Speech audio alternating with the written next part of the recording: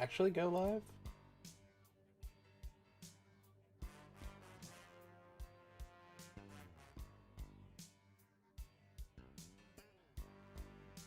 Is it actually live?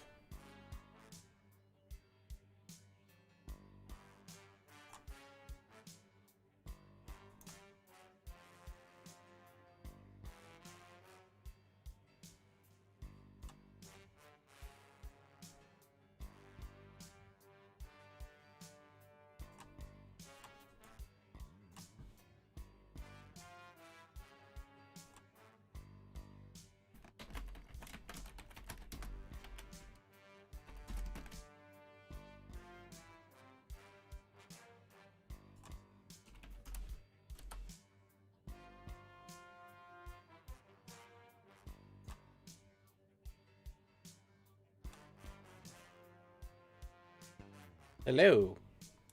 Assuming since chat is working that it's live?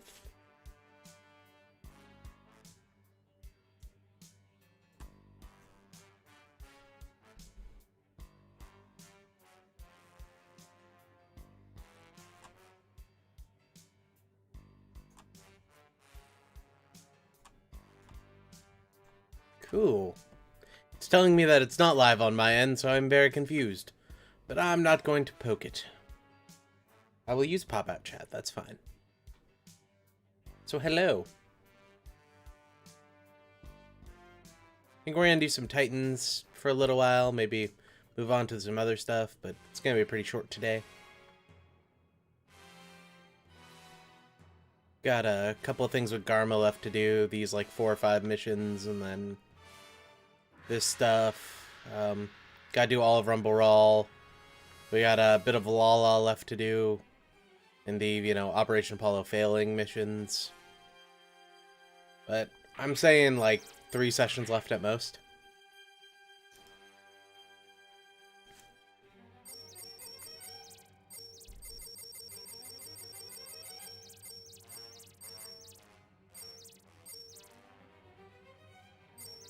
Yeah, we have the most to do with the Titans, so I think I'm gonna focus on the Titans for a little while. So we've done apparently almost nothing with them.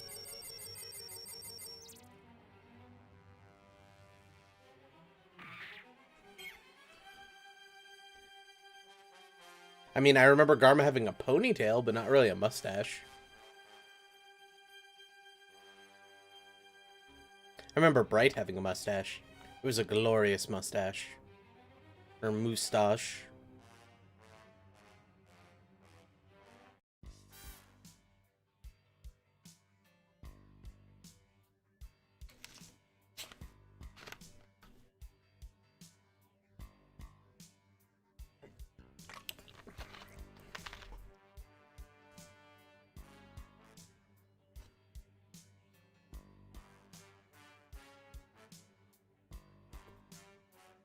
Ponytail Garma, though, is best Garma.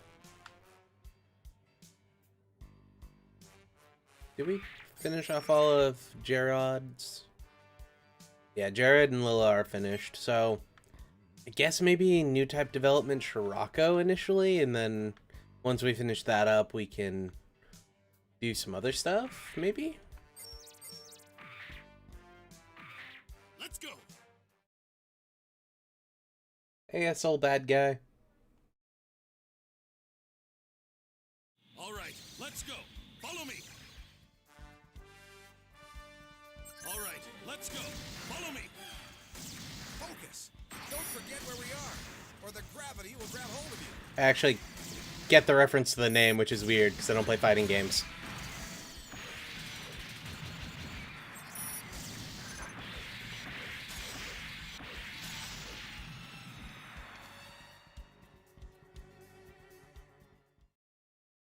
That must be the Gundam Mark II.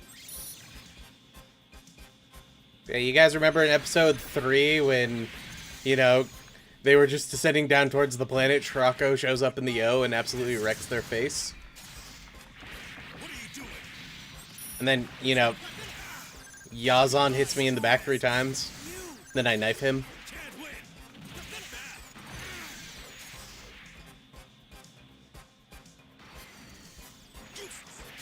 He's strong. He's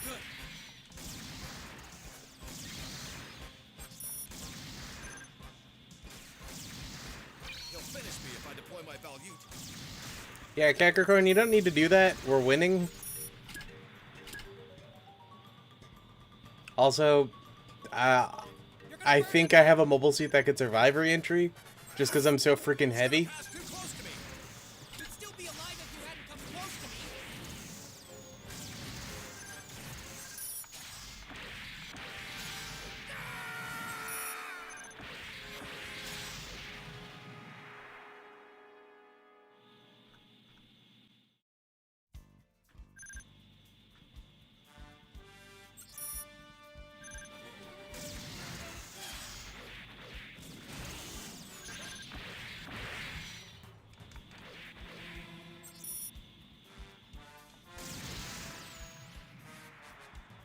Hey, Veldir. Or Velder. Yes, this is the best game in this genre. Everything's going as planned. Yeah, we wouldn't really know who he was, would we? All right, let's go. Like, quite legitimately, Capricorn is just a dude to us.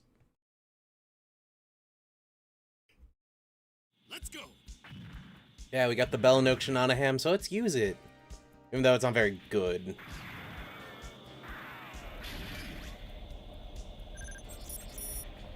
Bye, you pests. What?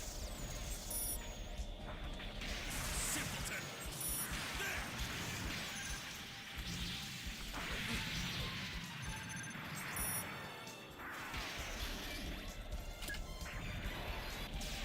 This is what makes Oh, so I still occasionally, but I used to do, like, anime, manga, that kind of stuff.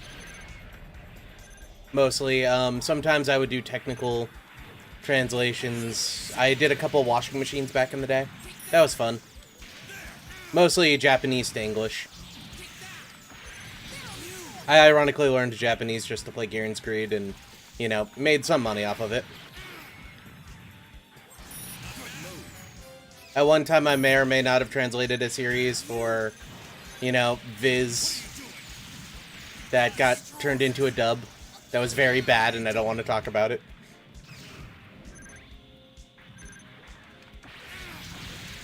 Yeah, and the ammo count on the enemy doesn't really matter, because they regenerate ammo when they need it, not when it matters.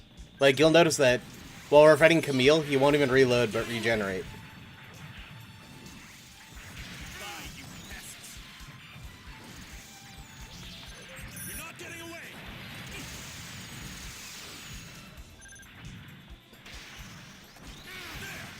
you. Mine. Be strong. Die. You're finished. Not yet.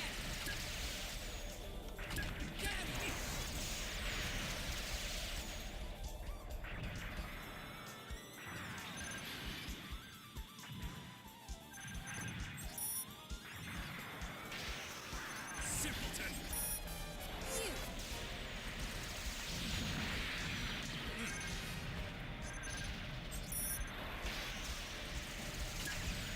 Fight. Yeah, Can't win. I ended up living over there for like 2 years, completely did nothing with it, didn't learn any of the language while I was there, because everyone in Tokyo spoke English anyway. So when I came back, I just kind of learned it so I could pretend like I didn't just bullshit around for 2 years. And then afterwards, I just started doing translations for random stuff, and eventually got paid to do it. And then, I want to say it was on a Crunchyroll forum post that somebody was offering, they had like a passage they wanted you to translate, and if you did, you could possibly get a job from it. And so I just kind of did it to practice. And I ended up getting contacted by one of the major companies, and they offered to let me do a secondary translation for one of the secondary translations for one anime that I kind of jumped at and did that. And then I did 2 more afterwards. I'm launching.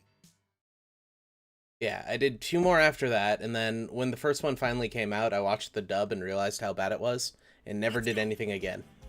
And I also got a really good job at about that time and just kind of quit. Have to attack them at once. They're going to try to escape in And I'm, you know, well, it's technically a different company. I'm still doing that job.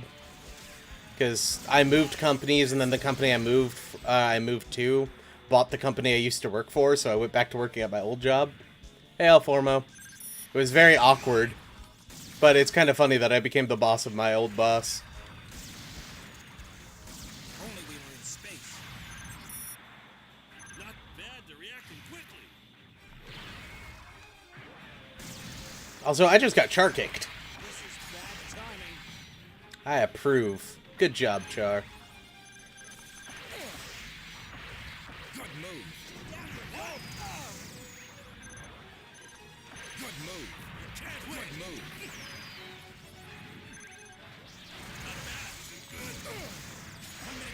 Good move.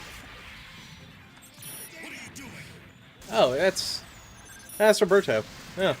I just thought it was a normal One unlucky hit and I'm Rick Diaz. It's not over yet. Yeah, basically. What are you doing? What are you doing? Well, Buren, if you didn't run in the middle of every time I tried to shoot at someone, it wouldn't be an issue. 30 seconds.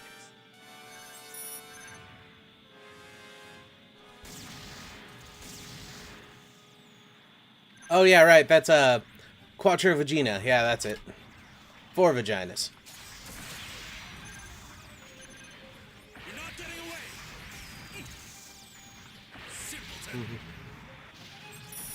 Like, so I had a Wii for the longest time, and I'm pretty sure I only ever played Rune Factory Frontier on it, and SD Gundam Overworld. Simpleton. I don't think I ever played anything else on it, and I don't know why I bought the whole thing. Also, hey Pedro. Everything's going as planned. Like, I really need to actually, like, look into the library and play some stuff, because Dolphin exists, and my Wii is literally sitting above me if I need it. But, like, I don't think I ever actually used it for All right, anything. let's go. And I really should.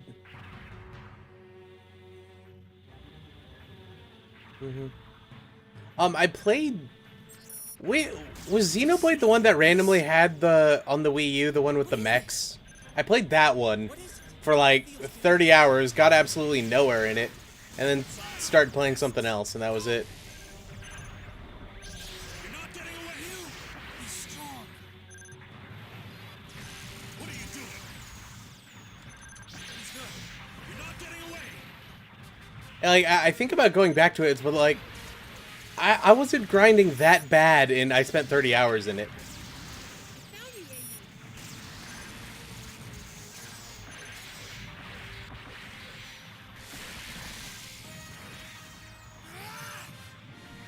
Is that your best? So this is the new type accelerated route, where, you know, new type development, Lala survives, kind of. And new type development is advanced so much that the Titans are way advanced from where they were. And it actually kind of becomes a cinch to take out the AUG on the planet, because they start unveiling, like, the Psycho Gundam. Yeah, the Psycho Gundam came out before Green Noah happened, and the Psycho Gundam 2 is already ready. Fight. He's good. Bye, you pests. Go! What is this enemy? This sensation is from an enemy? I'm kicking that enemy's ass, thank you. Be strong. Mine. You. Take that! Bye, you pests. You're not getting away. What? You're not getting away. Ah, come on. Boost forward when I need you to do that, thank you. Being, like, right out of attack range for this thing's really annoying. Thank you, Builder. I do really enjoy streaming when I get the chance, and, you know, I'm not half asleep like usual. Be strong. Not bad. There. Simpleton. Yeah, today is going to be a shorter one, though, because it's American Mother's Day, and I had totally remembered that up until, you know, last night, and I'm totally prepared for it. Mm-hmm.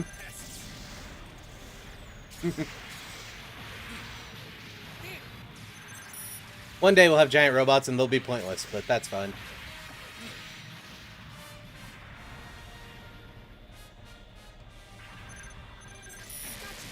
What are you doing? Simpleton. They don't need to be used in all forms of combat. We'll just get mechs like in BattleTech and it'll be fine. Everything's going as planned. Well, Formo, I stream one time on a Sunday, and I don't plan any work on that Sunday. Even though work is probably going to call me about 6 times during the stream, even though it's only going to be an hour. And I'm going to have to leave and then, you know, go do some work and come back, even though it's a holiday as well. But yeah, that's the problem I mostly have is, like, I work a lot, and then I work a lot extra. And then I'm here. So I don't have really time to record right now. All right, let's go. Follow me. Though on the tabletop front, it's going really well. Character creation is, for the most part, done, and we're just working at making items and balancing right now. Yeah.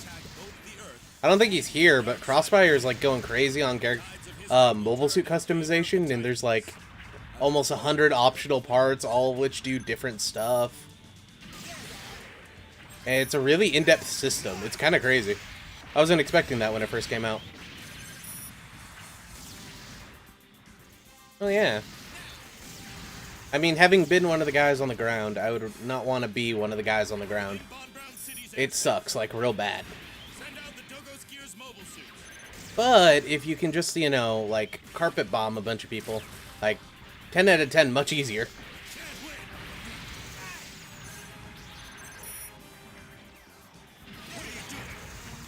Thanks, Jared.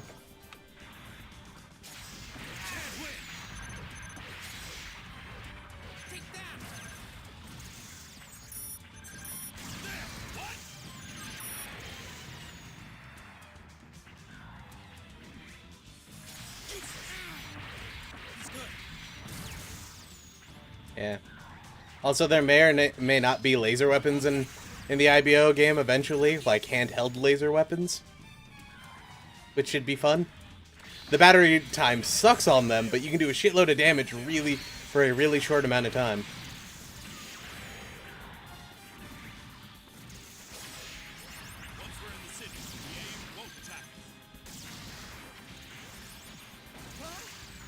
Yeah. Well, see, I started playing with a bunch of people who wanted to play Cyberpunk. And I slowly built a system based off of Cyberpunk that has mecha in it. So it's like playing Cyberpunk except for Cyberpunk Plus. That's the trick I got around to it. Plus, you know, I streamed it a couple of times around here and I got enough people who are interested. So I may or may not play with them in the future. I haven't decided yet. We have landed in Von Braun City. Unless you immediately halt your attack and accept a ceasefire, we shall destroy this city completely. I repeat. Yes, you know, Jared is really Papsmir's son, even though Paptimus is only like 10 years older than him.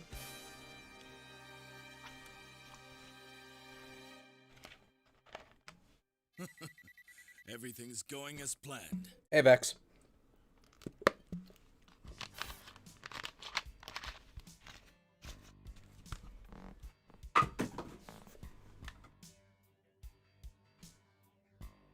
Okay, yeah, so I didn't need to drive them away for that one. That's what I was checking. Let's go. I streamed it about 5 times. Let's go. Well, I streamed the making of it. The actual game I'm not streaming. I talked with some of the people who I was going to play it with, and they're not really comfortable with it. No, it's just the coke. Maybe if I did a late night stream, I would. I probably would, yes. But it is a vanilla Coke. I was gonna say Coke Max, but it's a Coke Zero vanilla. Pepsi Max is the one with the Max part. Yes, cocaine. Don't get in my way. I'm drinking liquid cocaine, which would actually kill you. Don't drink liquid cocaine, folks.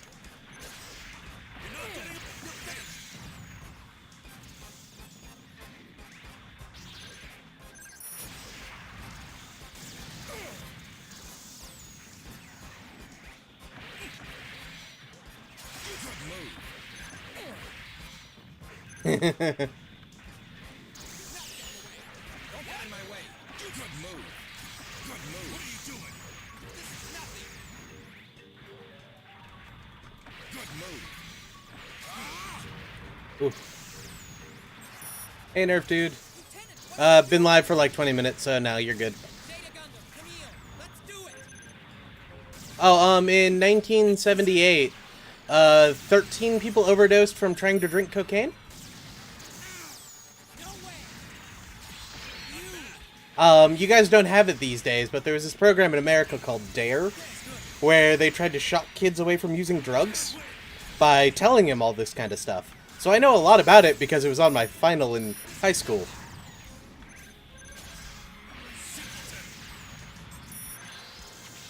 But, like, quite literally, it didn't scare people away from it. It actually got more people to do drugs than it didn't, and it was considered a massive failure. Hey, Crossfire. I was ironically just telling people about how good the customization system is on the tabletop. Well, it depends on which one you're playing. If you're playing Crossrays, then getting 2 battleships and just murdering the shit out of people with the warship attack is really good. Also, a bunch of units with really strong attacks, so endgame units. Or if you're playing Genesis, load up your pilots with a lot of shoot and just one-shot everyone. It's a lot easier to do, and stuff like the Crystal Unicorn's pretty good if you want to bump into Awakening instead of shoot, but it's not needed. And something like the Shinaji, which has a lot of base speed, and that bazooka is really freaking good. So you can abuse the crap out of that, but even a GM with like 700 or 800 range damage will one-shot any unit in the game. Easy peasy.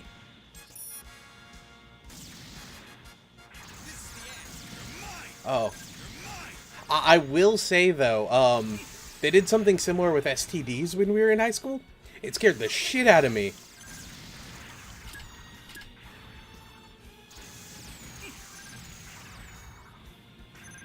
SD Gundam Genesis was all UC, whereas SD Gundam Crossrays is all the side stories. Oh, hey, Dallas. What's up? That's one of the guys from Freddy Scum. I did not know you were subscribed to me on YouTube. Interesting.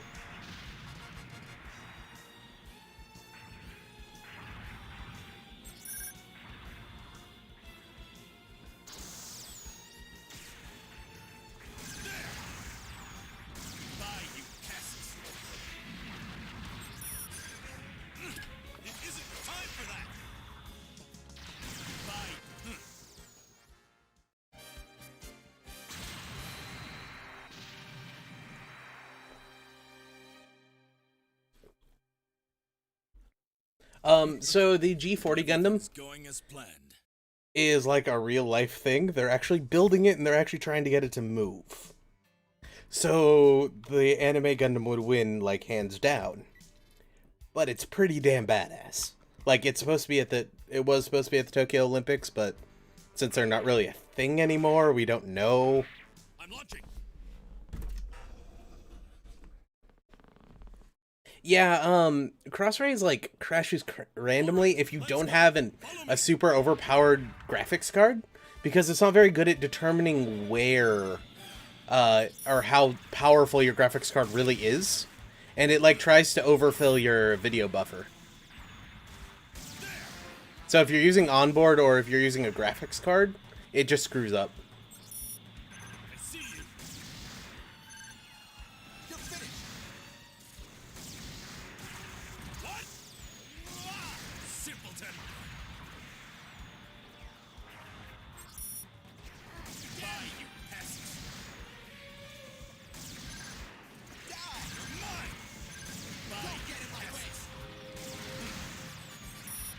Oh wow, did I just kill one of my allies? I just killed one of my allies.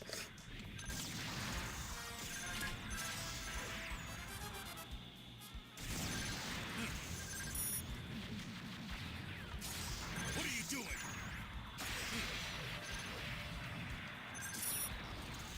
As far as Hidden Shadow of G, that's it's a manga, isn't it?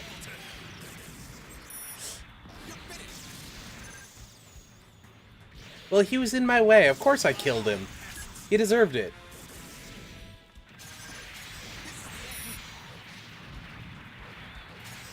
And then that Barzam almost gets in the way of my attack again. See, I'm not killing them. They're killing themselves. Yeah, the big gray thing is by our lamp. The blue thing is the Barzam.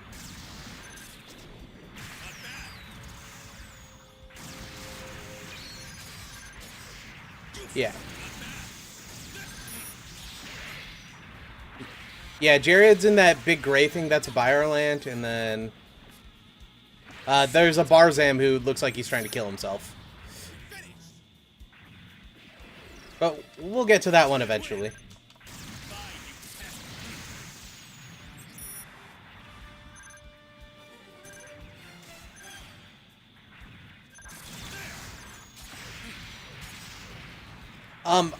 If you like building Gunpla and just designing your own mobile suits, Gundam Breaker is great.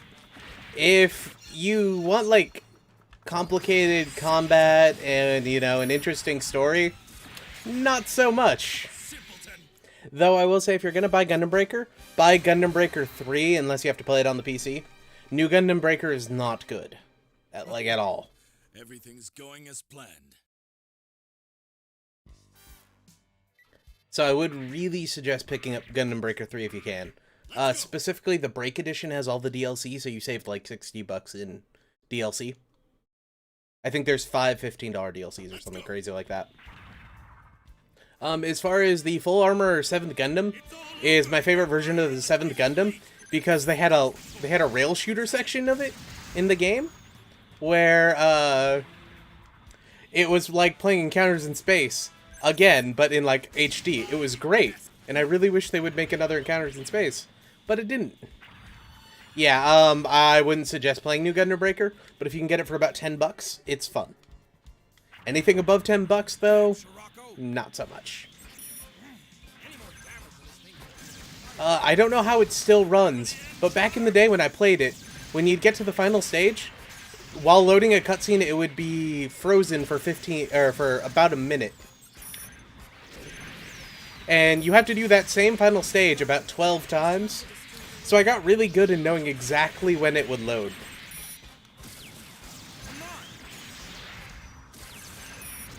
Oh god.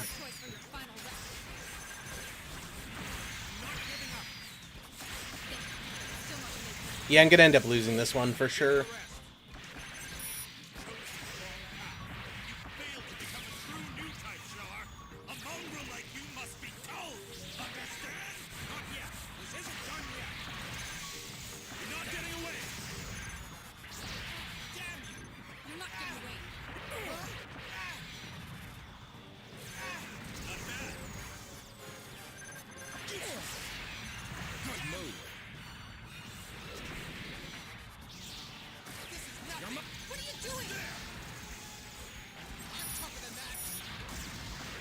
Yeah, not that one. That one.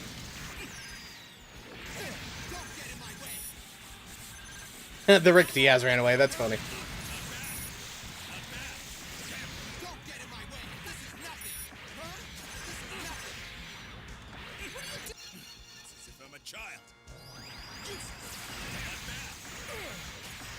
Come on, run away, Char. You know you want to.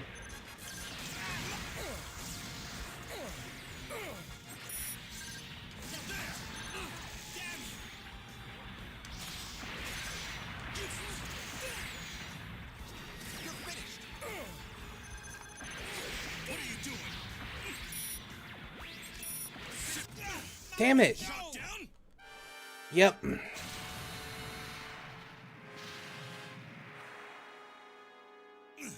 seems the tides of history haven't started turning yet. Dude, I miss Front Mission so much. Like, I started playing 3 again the other day. I'm launching. God, I liked that game so much. But I only got like 5 missions into it before I had to stop. I didn't lose to Quattro. Jared died. Let's go. I have to keep Jared alive in this one, which is the problem. Because I really don't care about him, so I ended up doing maybe like a third of his HP. I actually defeated Quattro and he was running away. Haman used her bits to kill Jared at the time.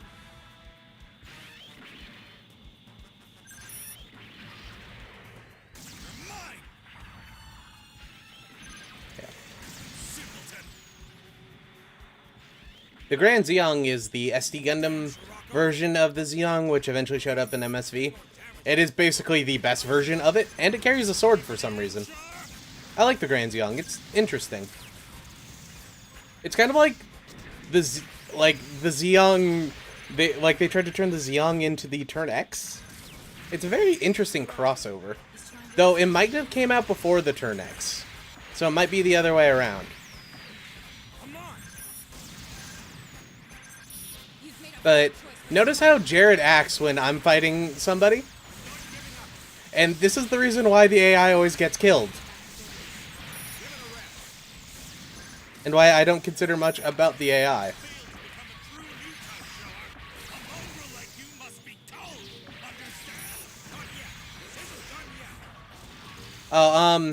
So the Gaza E was the upgraded version of the Gaza D. The Gaza D fixed a lot of the issues that were present in the Gaza C, but not by too much. The problem with the Gaza C is that, it bent the frame when it would transform, it went slower unless it was in mobile armor form, and it didn't have any good defenses. They didn't actually fix too much of that. So the Gaza D is just slightly above the Gaza C, and the Gaza E is about 2 to 3 times better than the Gaza D is.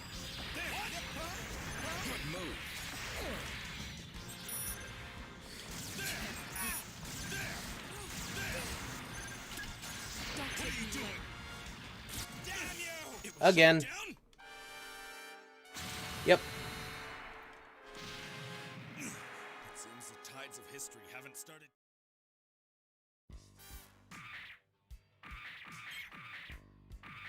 I'm launching. And yes, my watch of the second MS Saga playthrough, the first one's not very good.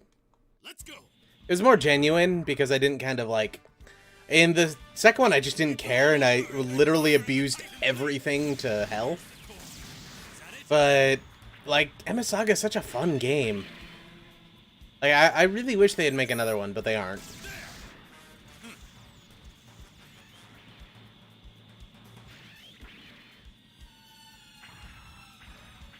So the prototype version of the Zaku was a lot better in Origins because mobile suit development had already been a thing in Origins.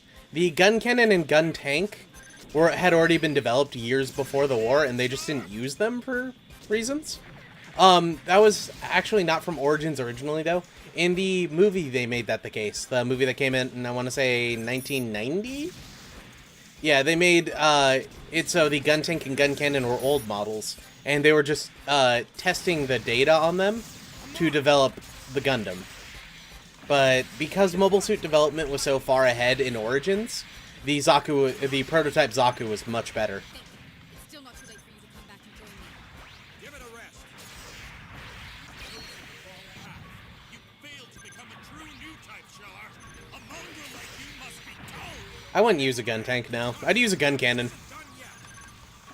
I like being able to hit the target at, 20 meters away, or 20 miles away. But yeah, Cross, maybe the MS Saga game will happen again. Really. Alright, see you, Imam. Yeah, maybe an MS Saga game will happen eventually.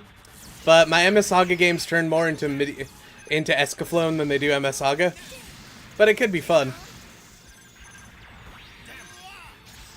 Mainly just because I see the military application of a G system way too much. Oh, dude. God damn it. I almost got Zeonic to agree to do some Rezeon stuff. But he got all hung up because somebody else had translated it before and he couldn't find it. I so wanted to. It was so good, but he didn't want to. I'm so sad. Don't take me lightly.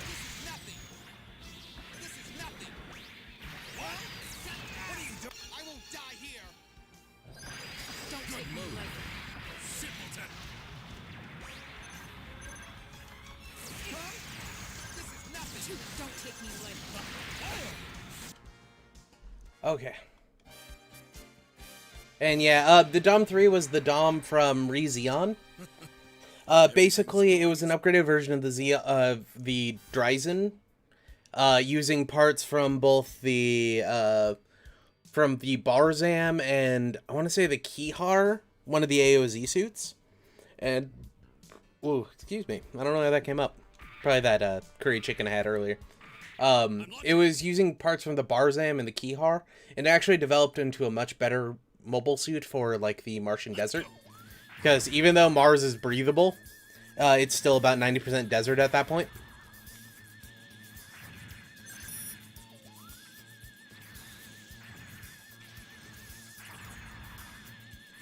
Yes, narrative Gundam is weird. I will agree with you wholeheartedly. New type fireballs, what the fuck?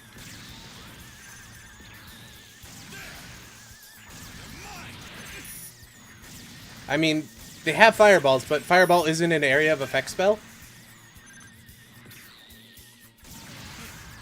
But don't worry, the writer of narrative, the screenwriter of narrative has said the reason people didn't like narrative is there wasn't enough exposition.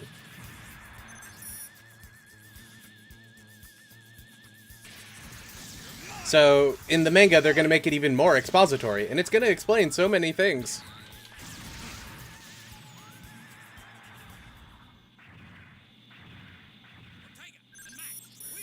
Oh god, the Black Tri-Stars are here.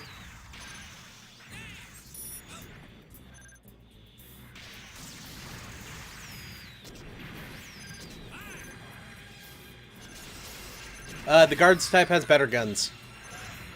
The Guards type is literally just a weapon loadout for the Gyaradoga. It was more for base defense than it was for, like, individual one-on-one combat, so probably not the best to use against Yagans, but it's still better.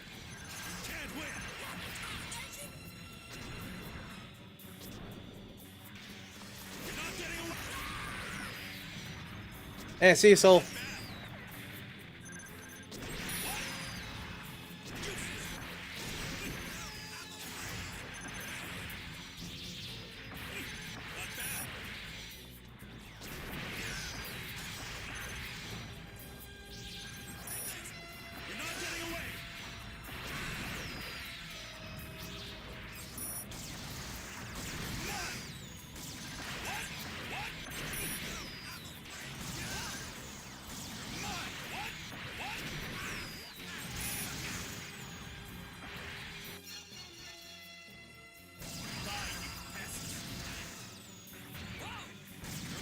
Hey, Sucker Punch. Oh, wow, I actually died. I thought I killed him. Damn it. One shot. One shot. It seems the tides of history haven't started. Anyway. But yeah, clearly Dozel is best Zabi. Though if you go by pure competency, probably Girin. He did kind of single-handedly, you know, run a revolution, take over from his dad without his dad even knowing, and run a government.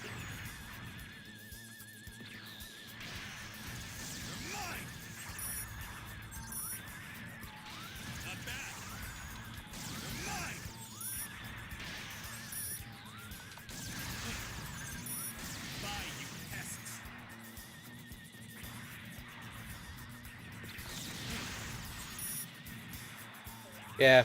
I don't know if you guys read Plot to Kill Girin, but apparently Girin had been planning a coup attempt against Kycelia to completely frame her for it failing while Aboku was going on. Yeah, it's pretty crazy. Oh, you guys can transform? Alright, you can. I remember I couldn't get out of that form.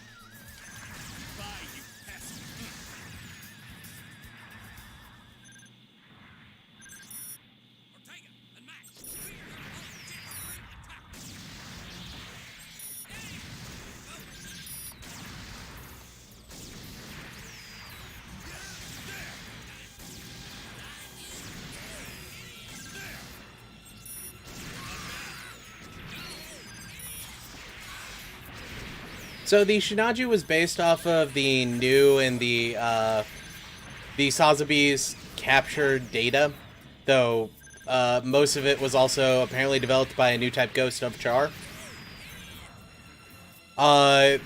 It was a combination of the two and supposed to be the most advanced mobile suit ever created. So advanced that no one could handle it except for the, new type reincarnation of Char, because ghosts. And so Anaheim had created it, and then eventually sold it to Neo Zeon in kind of the weirdest way possible. They sold it to them and then had Neo Zeon raid a cargo ship and steal, I believe, 3 of them, though 1 was in spare parts and 2 were over whole. That second one being the one used in narrative, but, it is what it is.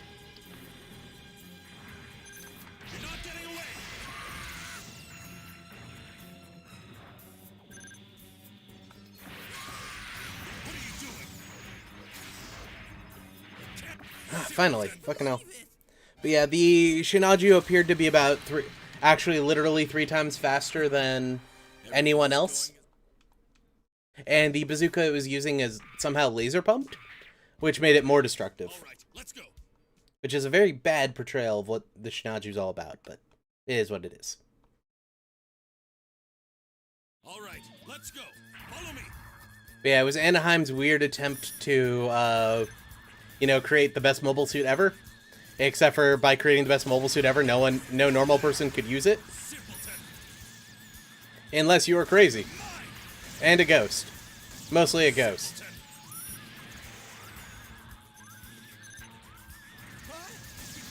Yeah. The Gaozone was the best of the Gaza line. Basically, it combined everything that was good about it, and had very little weaknesses. The only downside is only about 12 were created. It also transforms for reasons, which I never really liked, but it's like Gaza, so it had to happen. Full Frontal is the new type ghost of Char being imprinted on someone else.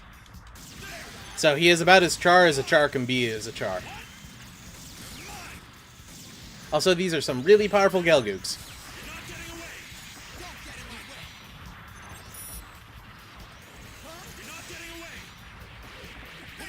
The Dovin Wolf was basically the best mobile suit produced in the Neo Zeon War.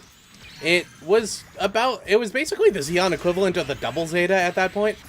Just full of guns, full of armor, very powerful. So crazily powerful that it would eventually be used by, like, everyone, including developing the Gundam Mark V.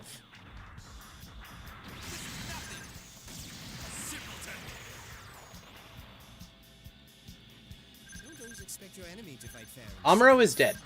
Or, technically Amuro is a new type ghost who's hanging out with Lala in the Beyond Time. Go look, I believe it's Chronicles of Light? It's a recent OVA that came out.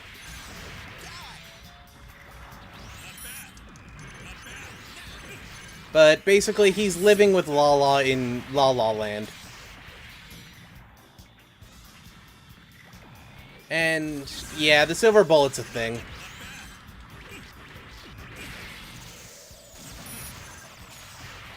It's not as bad as the full bullet, though, which is basically the Mark II silver bullet.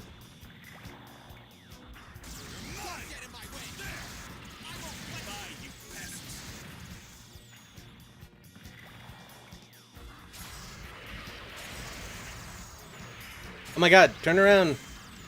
It's just the Gelgoog. Also, where is Makuve? He spawned like a while ago.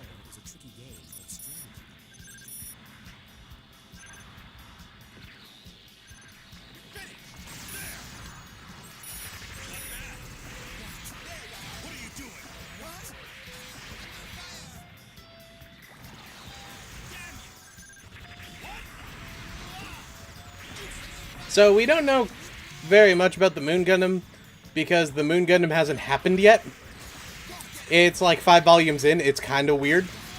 But the Moon Gundam is basically a mobile suit head that the Titans had developed that sticks itself on the Psycho Frame full body of the Vargil, which is a prototype Sazabi.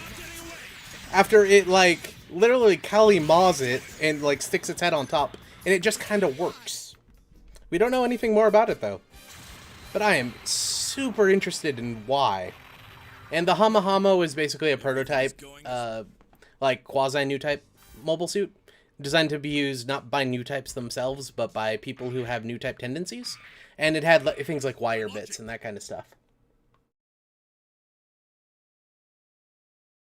I don't think we're gonna see any of the actual, the, like, crossbow and vanguard stuff in Hathaway's Flash, or at least we really shouldn't. Maybe if UC2 is about the Marzion revolt, we might see some of the more weird stuff. But I don't think so.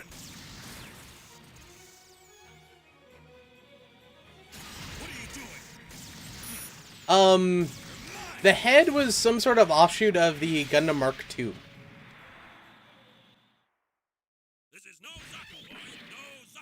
I honestly think we're gonna get a Frozen Teardrops OVA if they can make the story less stupid.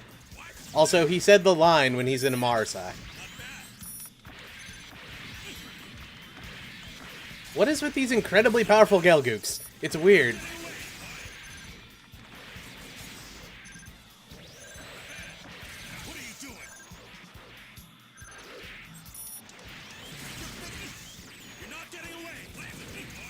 Oh, if it's a Gaia Gear mobile suit, we're never gonna see it.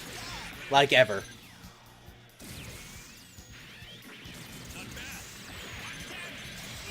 The Moon Gundam is based off of the, is the Vargul, which was, well, the body of the Vargul, which is a prototype Sazabi. So yeah, it does look like the Sazabi because it is the Sazabi, sort of.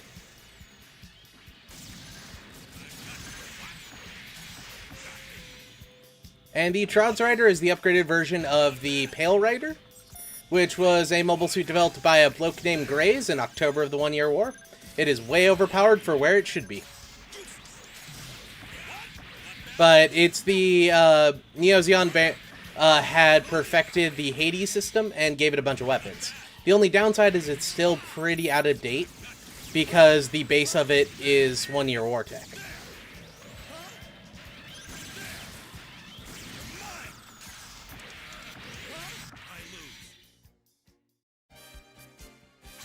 Yeah, the Vargil would eventually was like testing for all of the for like the mother bits and all that kind of stuff in the Sazabi. So it was about half of the power of the Sazabi. We're fighting Dozel, so I'm assuming Big Zom. That's why we're bringing the missiles.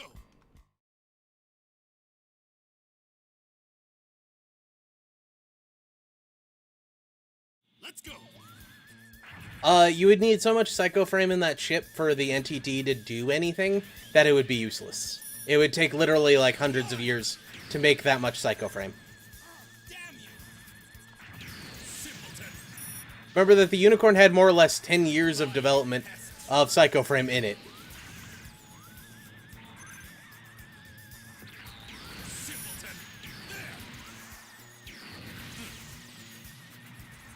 Yeah, I don't know what the gigantic is. If it's a suit or if you're just saying that it's big. I'm not quite sure.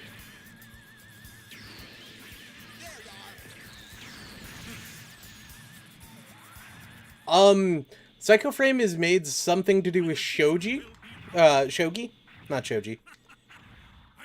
It's something to be done with, Shogi. And that's literally all we know. They, like, place Shogi around a box or something like that. It's a very strange manga. Technically 4 unicorns were made. There's the Unicorn, the Banshee, the Phoenix, and then the rebuild of the Phoenix in Reguild. Oh hey, Garma's in a Gelgoog. And yes, the game Shogi.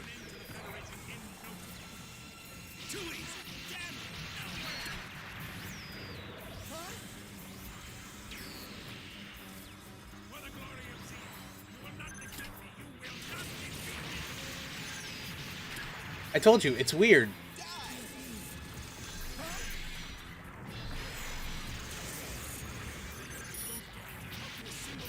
Oh, and if you're curious, if you upgrade the Palace Athene, it will get more missiles.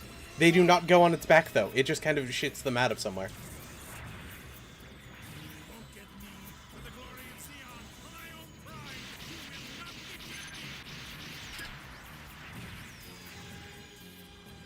The Enterprise... I'm assuming by Enterprise you mean the one from Star Trek, not the actual American ship. Because the American ship would be just fine because it would never get shot down. But the one from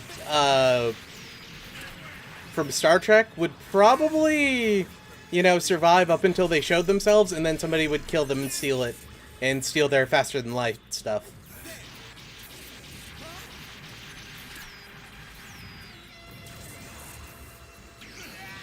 Shot down. Too easy.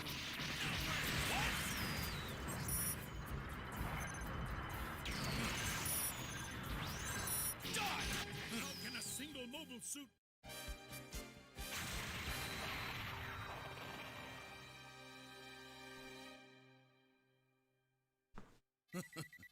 Everything's going as planned.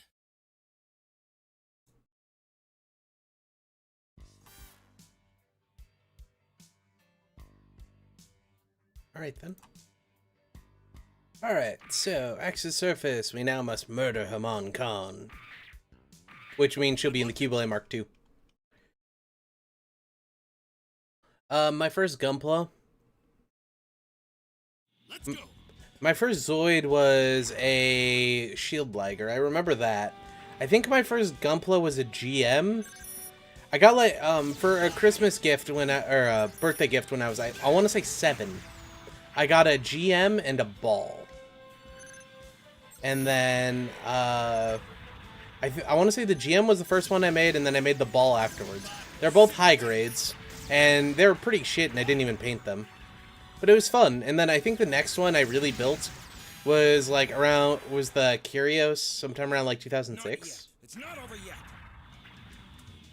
And then I started building Gunpla for real about 2008 or 2009. Basically, once I got enough money to actually buy my own Gunpla.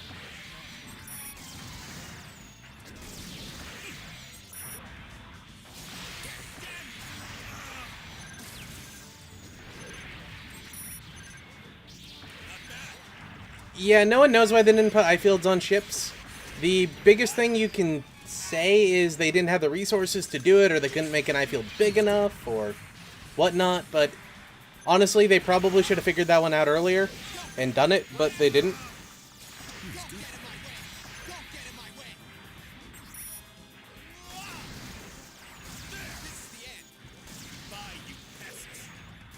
The Palace Athene was the fourth of Shirako's various made mobile suits. It was supposed to be a heavy assault suit and do a bunch of damage really quickly, so it was covered in missiles and had a big gun that was very powerful. It got destroyed in its second engagement. I'm sitting here killing Char, forgetting that we're supposed to be killing Haman. But that's fine.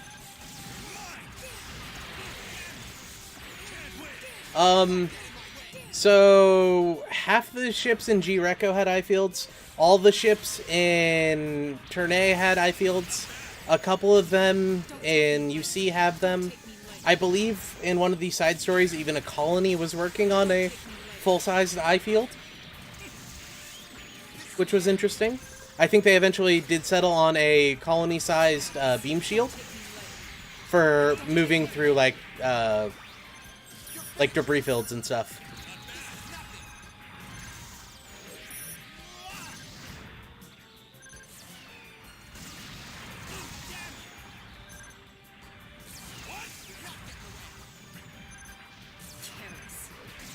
Don't take me like this. I won't die here.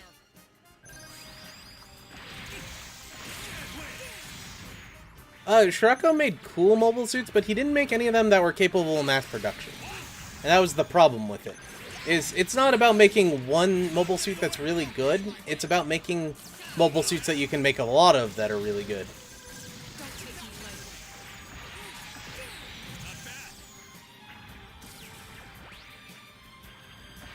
Don't take me lightly. I'm a big fan of the Xeon Gundam story. I think that's like real badass.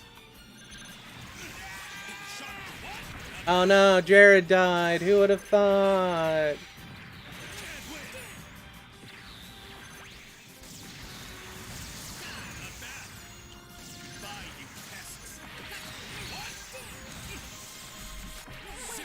God, that was so stupid. I was stun locked by bits. Everything's going as planned.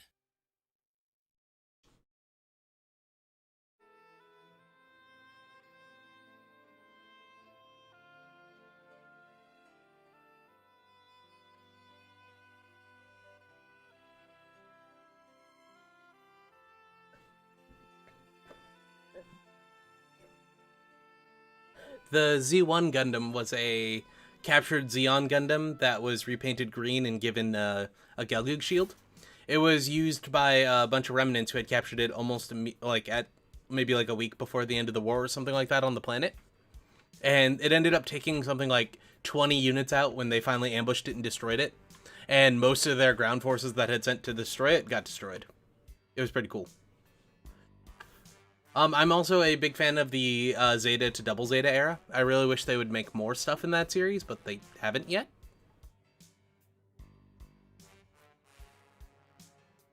My favorite UC Gundam is kind of a hard one.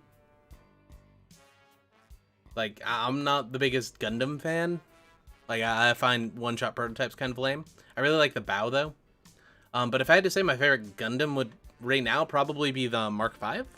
I like the Mark V. It's fun. Yeah, Sentinel's really cool, too.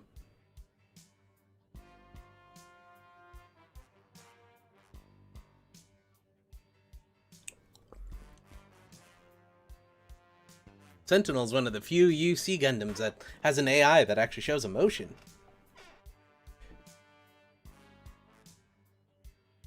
So we finished some of Shirako, not all of it, but we just have to redo all of those stages again for that. We didn't unlock anything for finishing Shirako.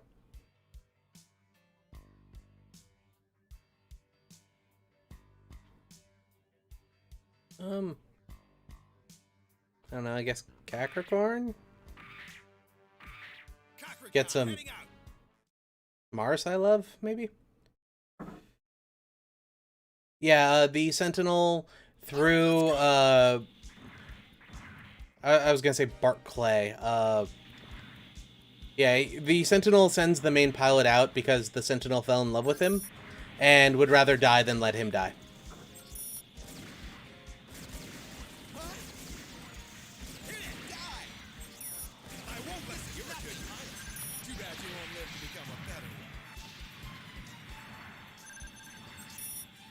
And, I understand why the author of Thunderbolt did what he did, but I find Thunderbolt just a story that EO is telling to his buddies in the bar after, like, 20 years after the war.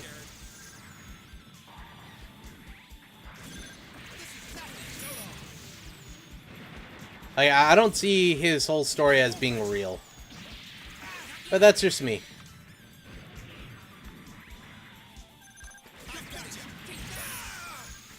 Neo Zeon doesn't own a unicorn. The Federation had one, and then, yeah, the Federation had one, and then the Vis Foundation had one, which they gave to Banana. Technically, the unicorn was working with Neo Zeon for a little while, which they did use it, but Banana, you know, betrayed them, as of course.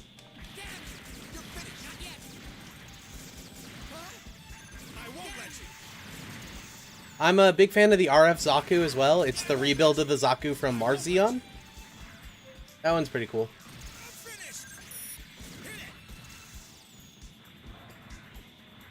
I won't let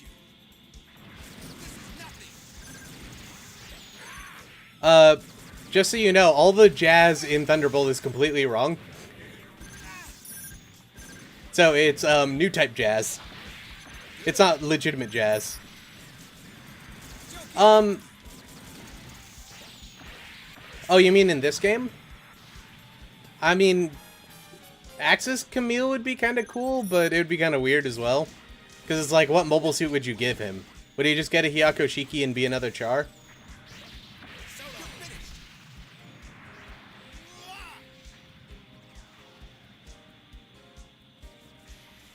No way. Hit it.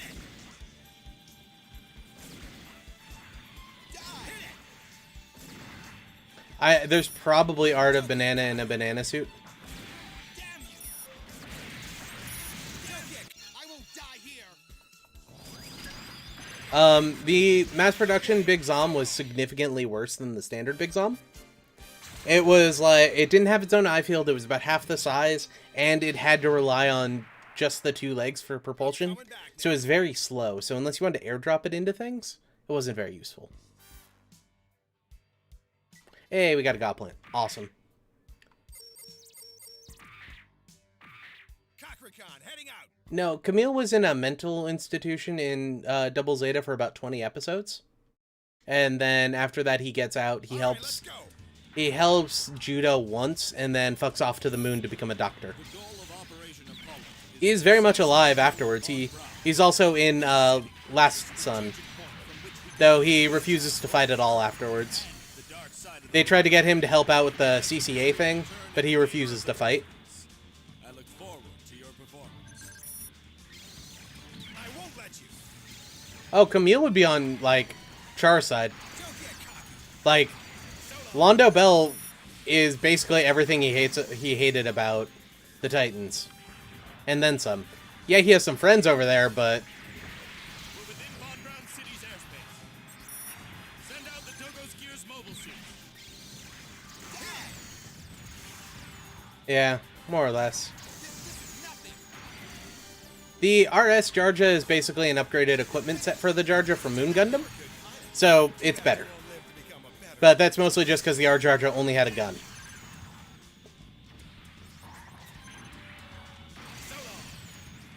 Damn you. Damn you. Hit it. No way. Don't get cocky.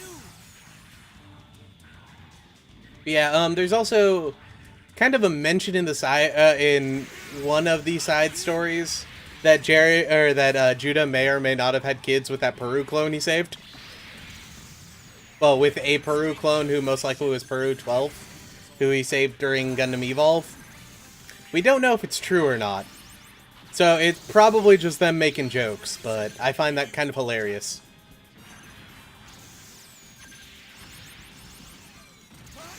What are you doing? I don't know if any of it's in English. I know one of the dojins for it is, though. You.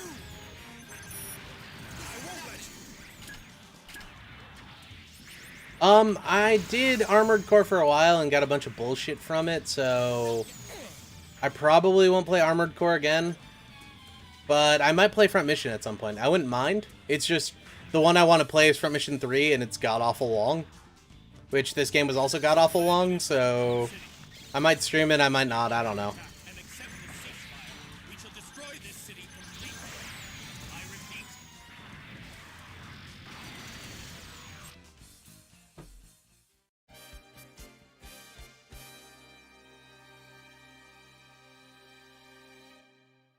I'm coming back now.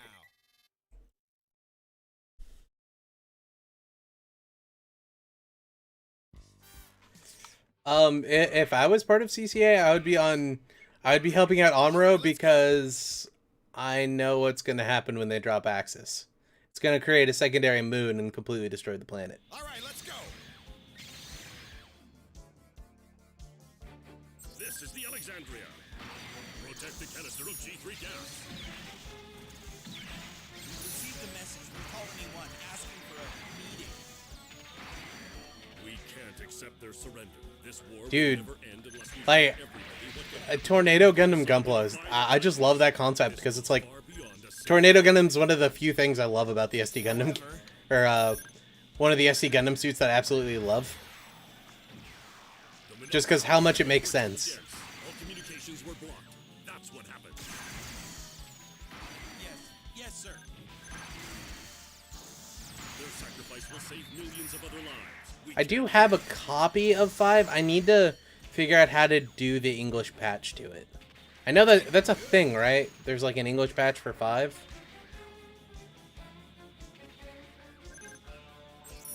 They're using poison gas! We have to stop that operation! The Zeta Gundam's here! Jared, let me handle it! Offhand, I don't know what the Phantom Gundam is. I'm pretty sure if I saw it, I could tell you, but I don't know right now.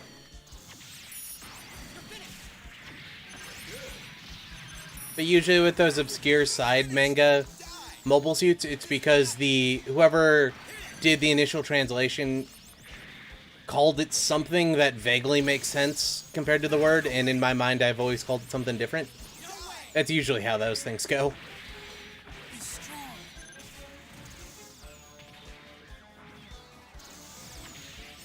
Above me? I won't be strong! Oh, it's that one!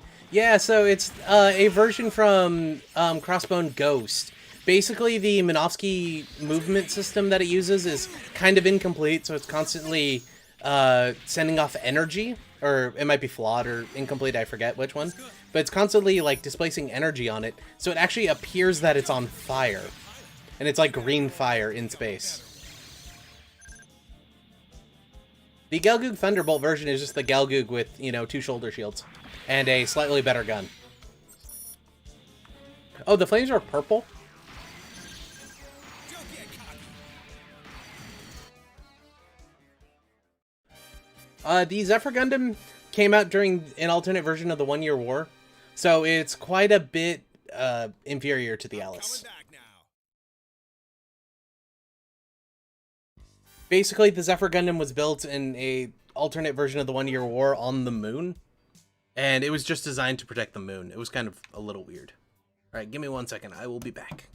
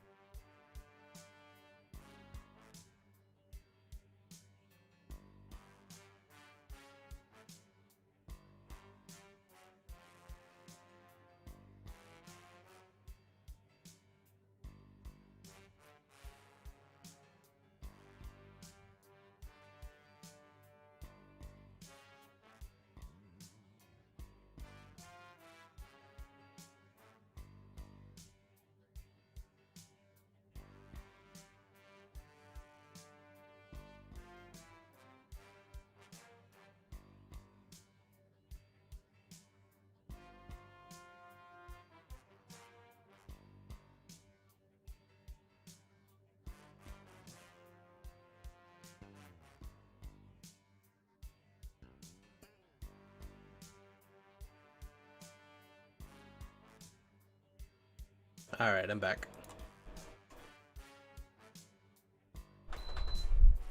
Alright, you could hear my fan, so I'm turning it off.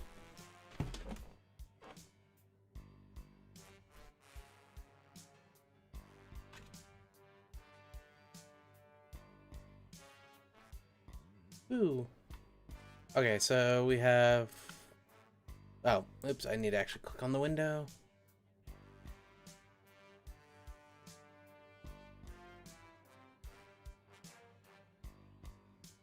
The full armor double Zeta is basically, let's give the double Zeta a lot of armor, a lot of weapons, and let's see what happens. Kakarikon, heading out. I believe that was the one that never actually got produced. It was just planned. And the full armor version that Judah did eventually end up using was kind of his bastardization of it. Which was just him loading up junk parts onto the outside of the double Zeta to increase the armor.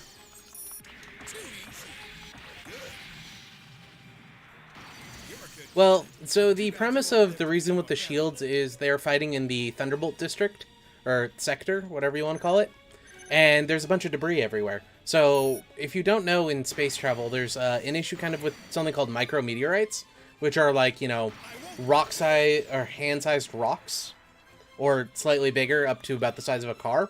But because they're so small, the gravitational pull and everything is able to accelerate them insanely, like up to like thousands of miles per second.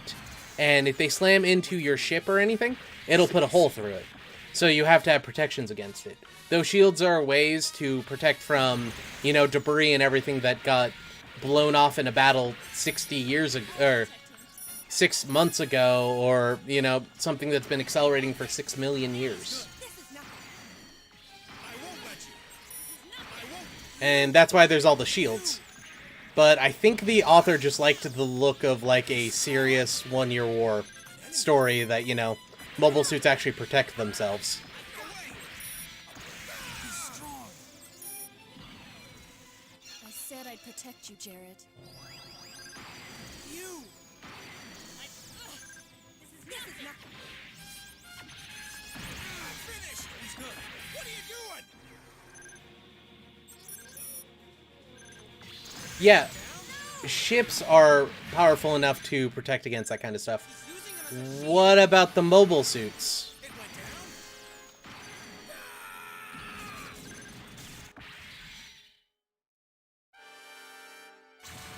Yeah, I got wrecked with that one. Why did this?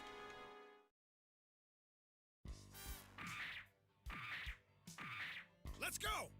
And the FAZZ is just basically Judas stuck a bunch of scrap parts onto the outside of the All right, let's go. double Zeta. And no, that was Capricorn. Jared's not here. Because for some reason, Mauer and Capricorn are fighting together. She's just talking about how she loves Jared so much for some reason when he's not here. Good. Oh, You're not good. right, yeah, the Faz is the one from Sentinel. Basically, they gave a absolutely giant energy cannon and mounted it on its shoulder. It also had some extra armor and everything, but mostly it was for taking out enemy ships. I always forget the FAZZ and the full armor ZZ are two separate units. Because of people like you that the fighting never ends. This one's gonna be trouble. I have Red Federation Hooligans and Katana. Let's see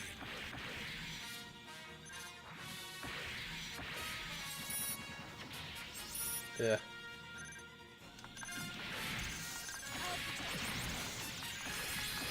Oh my god. No way. Alright. Two. On the right. You.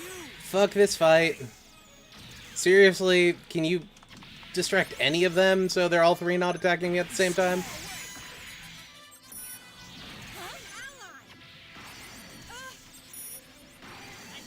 You. This is nothing. He's strong. You. You. Huh?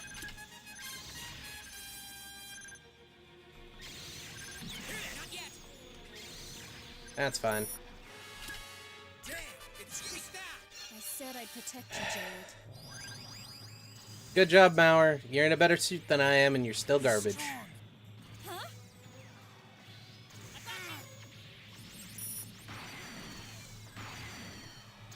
Go. You're an ally.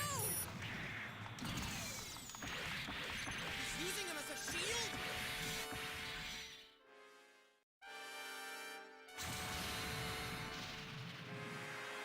Why? Why did this?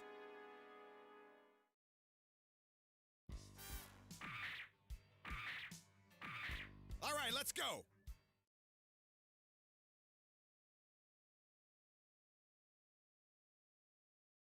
All right, let's go.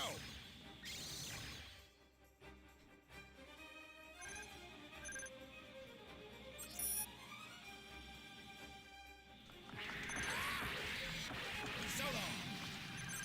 Too easy. Good.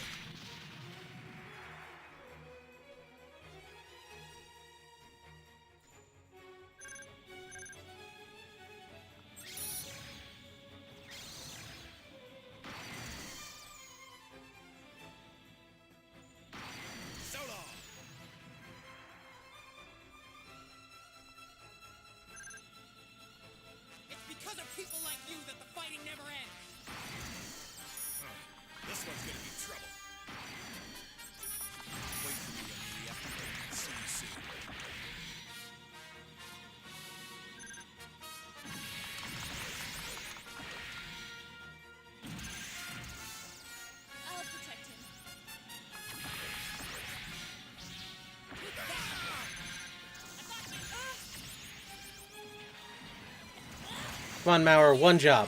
One freaking job. Too easy.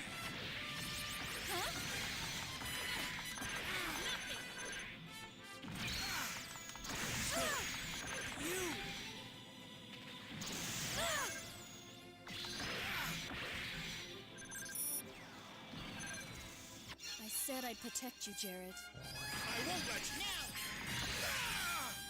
You! What are you doing? No way! Stop playing around! He's strong! He's strong! You!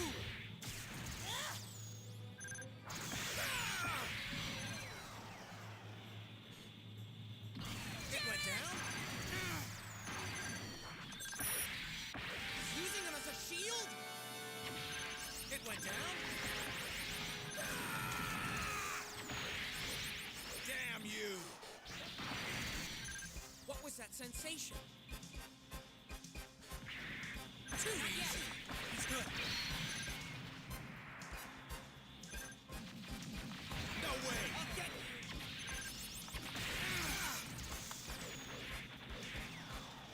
He's good. You. Stop playing around. This is nothing. Take that. Oh. Camille's still here. I thought he had run away. Too bad you won't live to become a better one.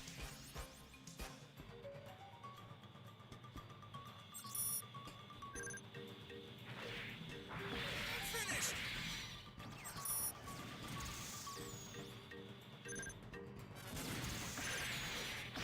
So long.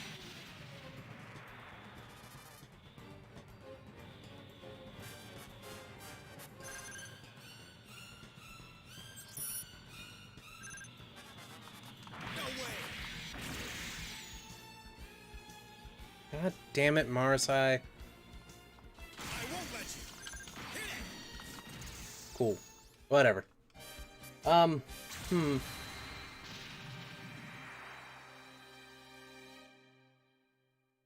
coming back. See you, Crossrise. You're probably already gone, but bye. Honestly, I wouldn't be either a Federation or a Xeon pilot. I'd be out of the war if I got the choice. But if I didn't, I'd probably end up getting drafted by the Federation. Kakarikon, heading out. Xeon has good ideals, but their kind of methods are kind of fucked. All right, let's go. But if I couldn't get on side 6 and, you know, remain neutral, then, like, Ford, stop! Don't fight! life would suck.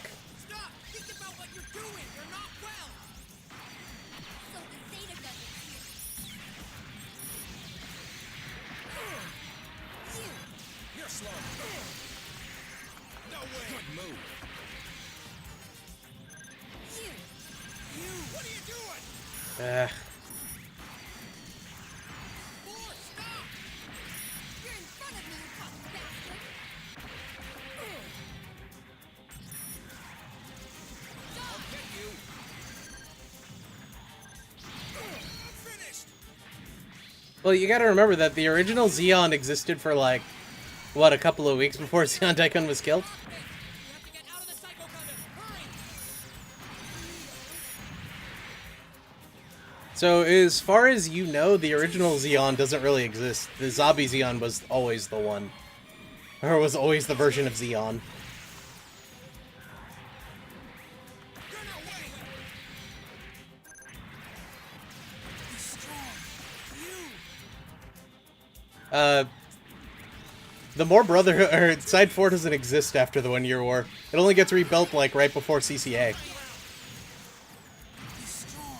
I think I think EO technically is, like, the leader of the More organization when they rebuild it, but I forget. I only read, like, parts of the final, chapter. He's good. Stop playing around. Oh my god.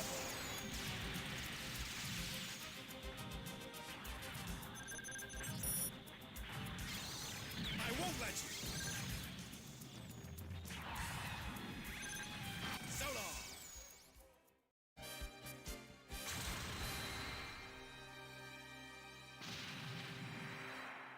The Unicorn's better than the Norn. I'm coming back now.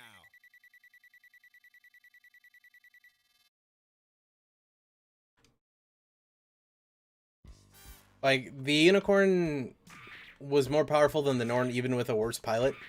Let's go. Once Banana finally started getting his skills together, he outpaced the Norn, like, easily. All right, The Norn let's was go. better than everything else still, but the Unicorn was better than it.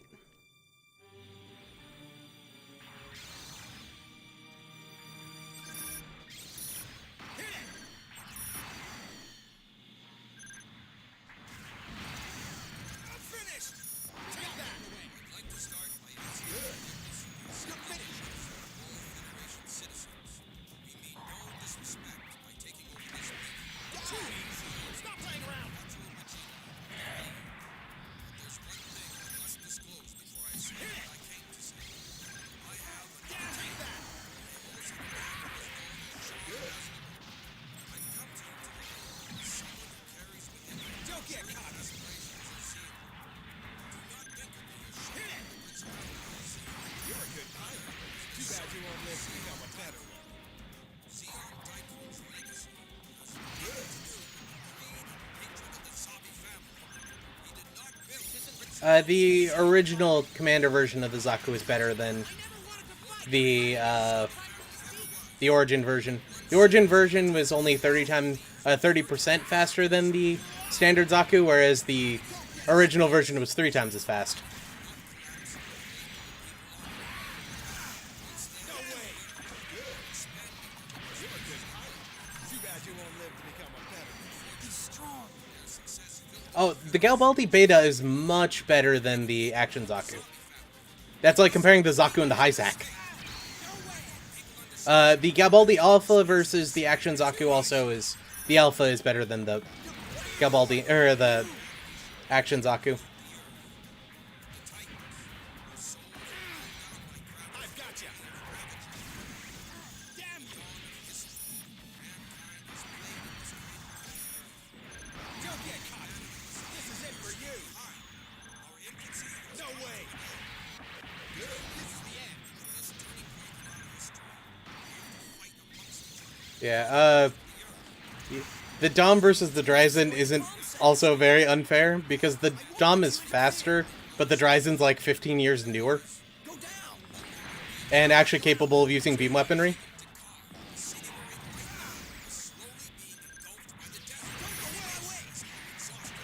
The Hyakushiki Kai was an upgraded version of the Hyakushiki, designed to be usable in almost any environment, including underwater, and it was actually one of the better underwater mobile suits in all of UC.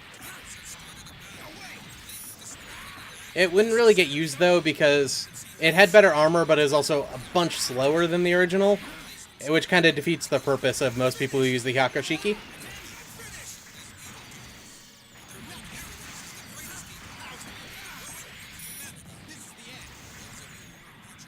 So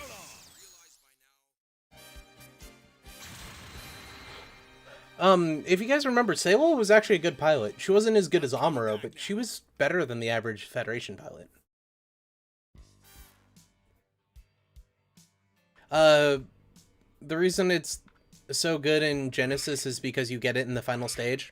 It's actually technically the second to last unit you get, so it has to have good stats to reflect that. The last unit you get is the Crystal Unicorn, which has much worse stats, or has much better stats, but its attack is worse. So the G-Self is actually one of the more powerful.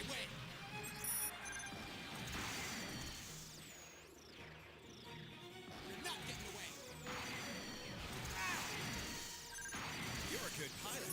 Too bad you won't live to become a better one.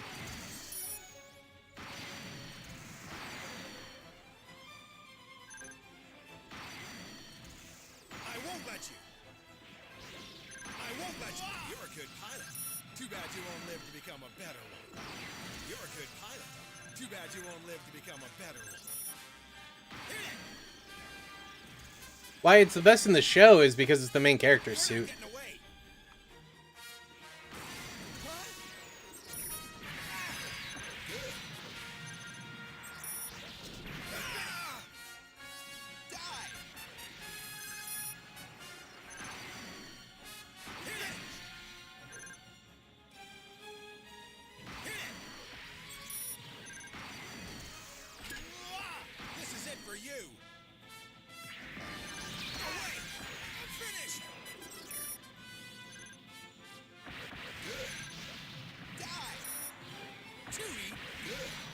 So we don't know how good the Turn A is because we never see someone use it to its full potential. No, what are you doing? Like, quite literally, the Turn A we see in the anime is being piloted by Laurent, who doesn't even want to be there. Like, he never even really tries.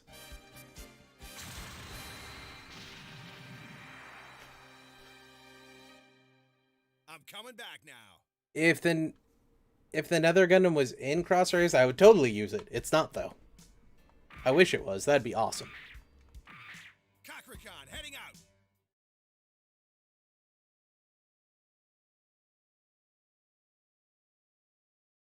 All right, let's go.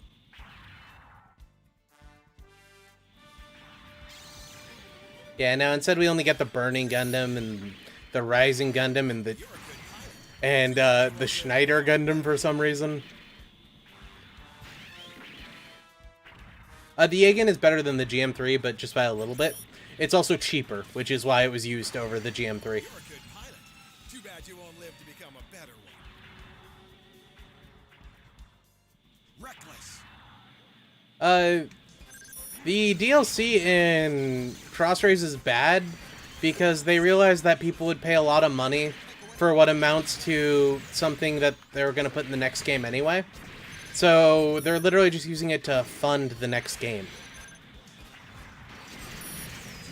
Because the units they make now, they're turning around and selling for, what is it, $5 a piece? You've made a poor choice for your final resting place. So if they sell these 2 units they just made, or 3 or 4, for $5 now, they can also sell it again to be part of the full game in the next one when it releases. They're just monetizing, you know, making the crossover game.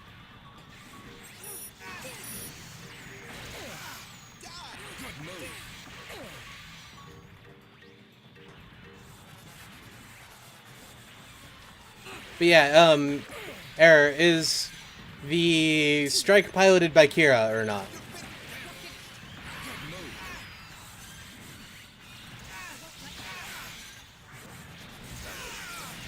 Because if it's piloted by Kira, then the strike's gonna be better.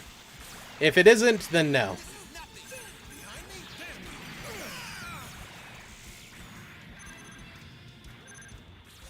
Oh, then no, I'd give it to the Slaughter Dagger then.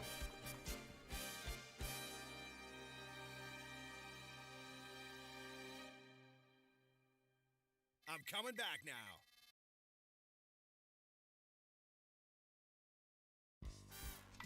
And Blitz, that would require them acknowledging that OOI exists. Kakarikon, heading out.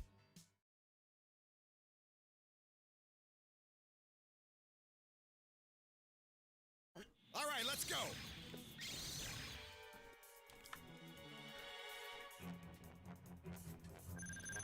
Same performance, but one has better weapons. The Strike Ali has a beam rifle and a beam saber, and that's it. And the knife, but the knife's not going to help very much.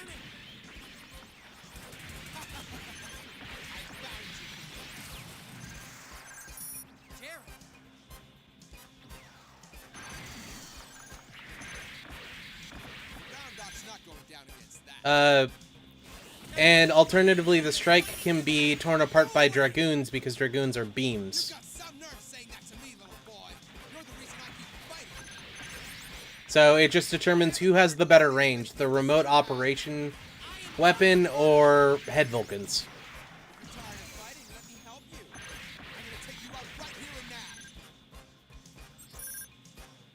The Dom 3 is the better version of the Dryzen.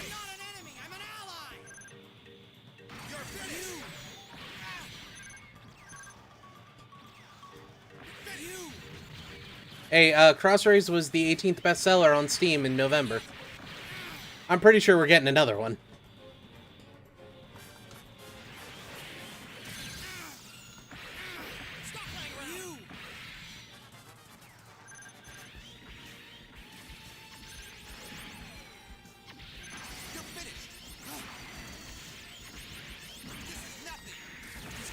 I'm still curious if we're going to get another Gundam Breaker or not. I don't think so, but I'm kind of hoping.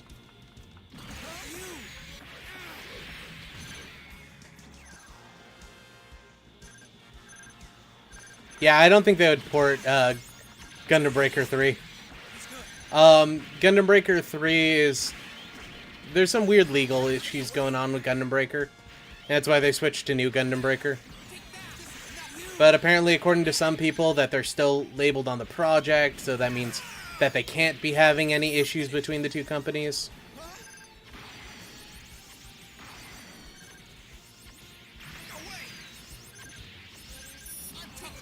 Ground type's better than light armor. The light armor was the stupidest thing ever invented. Yeah, I was kind of disappointed there was no upgraded version of the Estrella either. But it's because they don't acknowledge 00I exists. Or was it 00P? Either way, they don't really acknowledge they exist.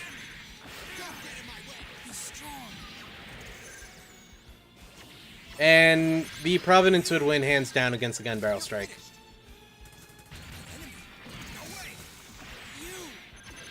Like, the Gun Barrel Strike's cool and all, but it's not all that efficient.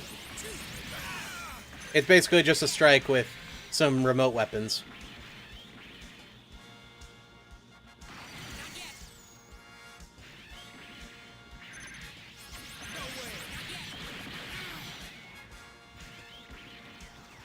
Okay, so was I and not P? I always get those two mixed up in my head for whatever reason.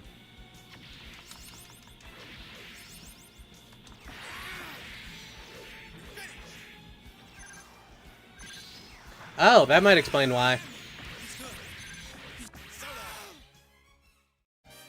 The Cubile is actually the prototype version, and the Cubile Mark II is a lot more simplified to make it cheaper to produce, so they could produce more of them.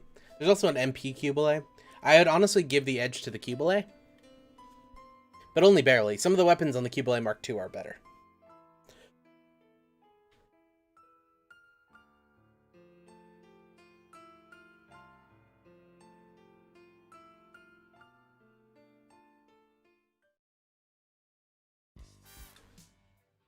Yeah, it was when they started mass producing Peru clones. They needed a bunch of Cubiles that they could produce. And the Cubile and the Cubile Mark II were both too expensive to mass produce. So they created the mass production Cubile, which was a lot worse but cheaper to make. That's the Cubile. That's a Cubile MP type.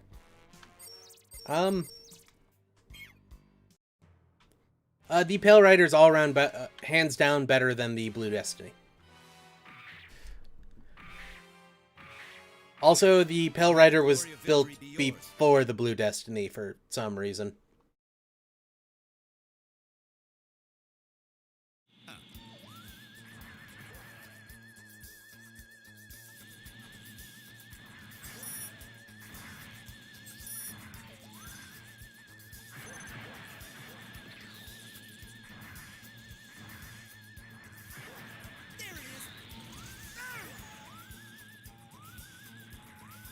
And as far as Cubile versus the Quin Mantha goes, or Kshatriya versus the Quin Mantha, I would give that to the Kshatriya, most likely. The Zaku trainer type was a less sophisticated mobile suit with more locks put in place to teach people how to use the GM, or not the GM, the Zaku. But it was used by a bunch of like mercenary organizations and pirates and stuff as a full-line mobile suit, because it could still use guns. It was just the reactor was a little bit worse and it was slower and that kind of stuff.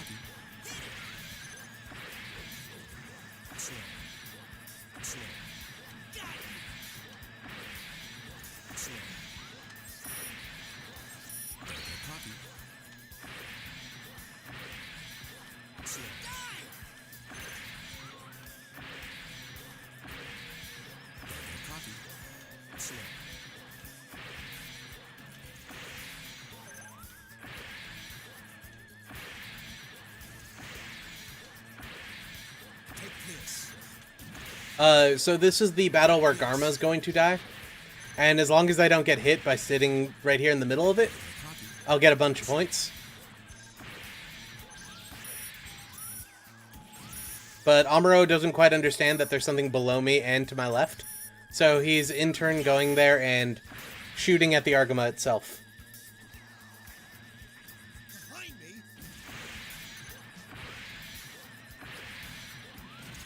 Ah, damn it.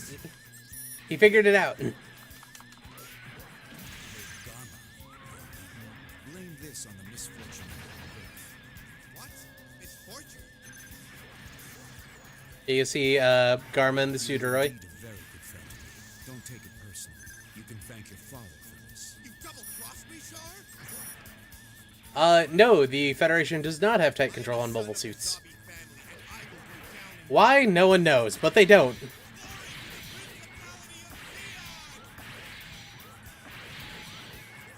Apparently you can sell mobile suits on the open market to produce colony mobile suit, or to help produce colonies, and anyone can buy them. There are private organizations that can buy mobile suits used for like paramilitary organizations and stuff. Returning. And then also there's a bunch of mobile suits that are left over in space. Wow, that was the only thing I had to do.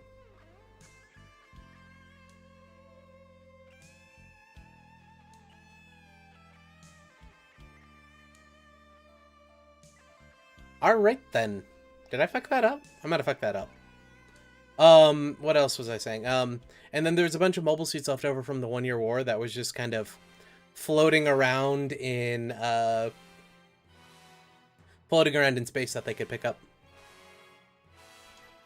An episode of, or a chapter of 00I. Wow, yeah, that was one mission. What the fuck? A chapter of 00I actually came out, I want to say last week. It's by Crazy Monkey, though, which may or may not use machine translations. I'm not quite sure. But hey, Quattro joined the Titans. I thought there was like 5 or 6 missions to that. I thought we like killed Dozel and then that happened. Oh wait, no, okay. So basically, we betray Garma, Quattro Bagina. but we get court-martialed and then executed. But when in fact we escape, and then join the Titans. I guess we'll have to see. The Advance of Zeta shows up in, what's it called? In Genesis for a DLC, but no games really have any of the story for Advance of Zeta. Good move. Yeah, he might have to fight Char once they let him out of prison. Or wait, no, they executed him, never mind.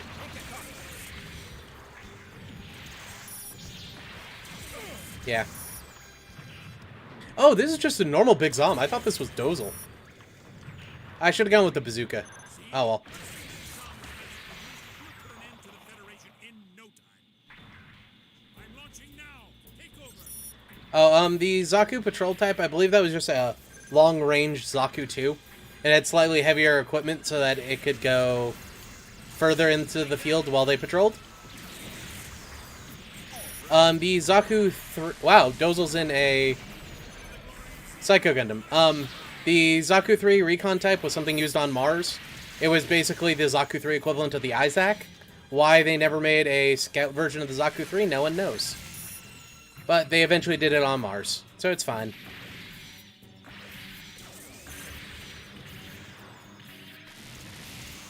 What is the Cubile Damned? Or is that the Beast Cubile? Won't let you. Good move.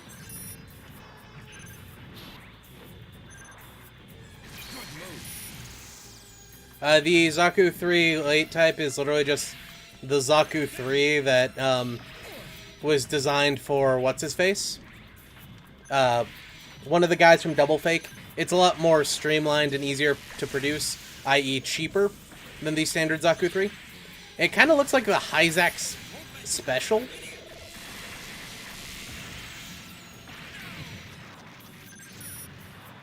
Which is interesting. Good move. Not yet. This isn't done yet. Good move.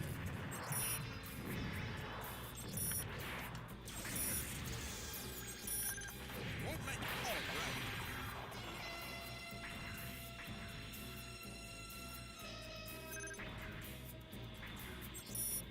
Yeah, one day we'll get a Frozen Teardrops anime, and by that I mean probably an OVA. Burn my moves. See ya, Sucker Punch. And as far as a mobile worker versus a team with the bazooka, honestly, it's like real life. It depends on the situation they're in. It's basically a Humvee versus a dude with an RPG. Like, it can go through the Humvee. Or the Humvee could kill him before they get the chance to shoot it off.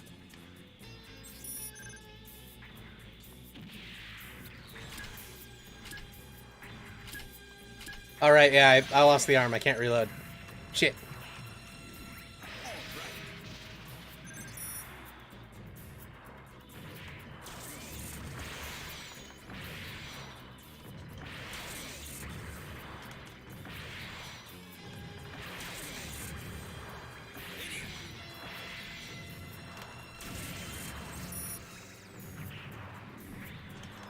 How could I?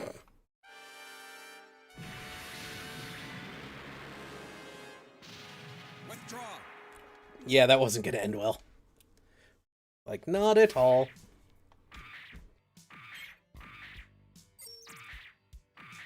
All right, let's go. I'm counting on your support.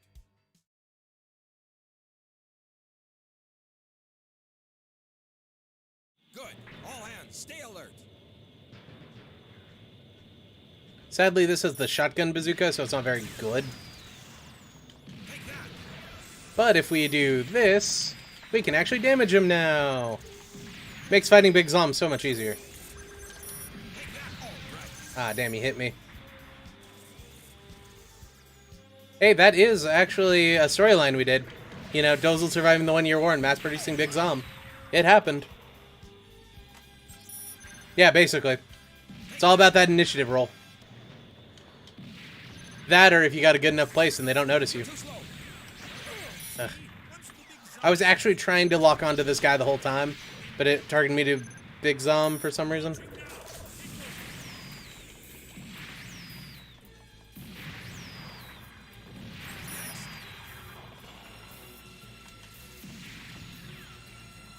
that.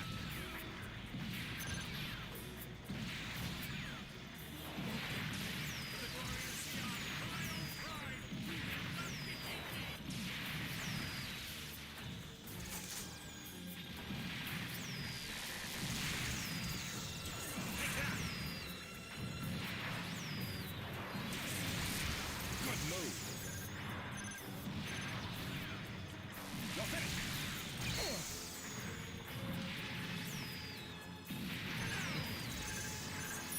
I'll get you.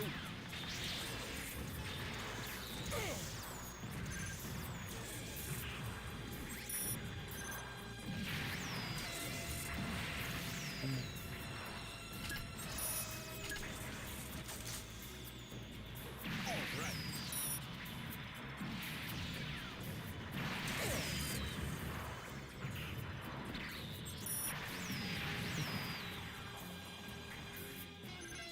I mean, we've never seen a new type actually encounter the Zero system, so we don't know. But I'd have to assume no, because Troa, or Quattro is sort of a new type. But, like, I'll get you. yeah, he's sort of a new type, but he still falls for the Zero system that one time, remember? And why they don't carry bazookas in space? Well, pilots don't carry... The only weapon pilots carry in space is a 14mm pistol. It has one bullet. It's exactly what you think it's for. I mean, if they wanted to, they could give them bazookas, and I know some pilots do actually carry bigger weapons in their cockpits, but usually they don't. And why ground troops don't use bazookas is, if you miss a shot with a bullet, the bullet does a little bit of damage, but doesn't go through walls. If you miss a shot with the bazooka, you just spaced the compartment you're in. I'll get you.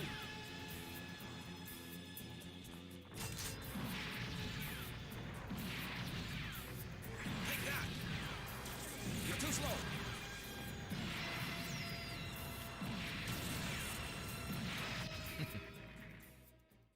The bazooka makes that a lot easier. We're withdrawing. All mobile suits, don't fall behind. See you, Vex.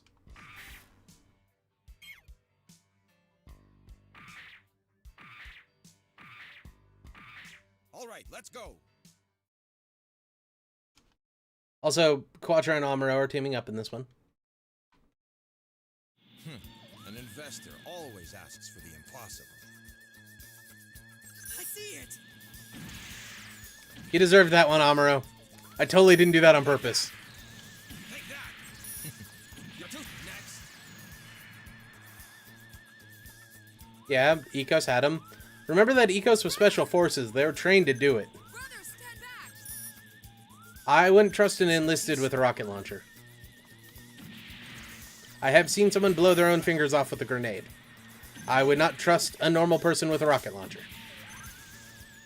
Please hit.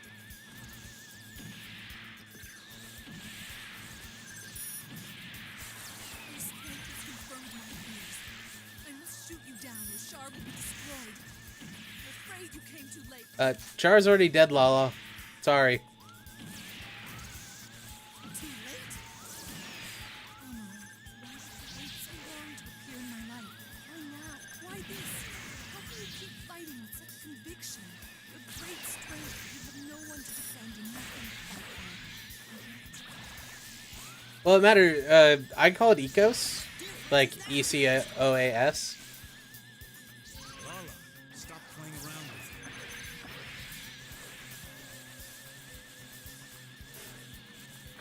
it. It's, the acronym is longer than four letters, so you don't read it out. Good move. This is not good. But there's no W in there, so there's no reason to have a W in there. I won't let you. You're too slow. Good move. I'll get you. Take that. I'll get you. Damn. Good move. Good move. Good move. Amuro did nothing that battle. Fuck.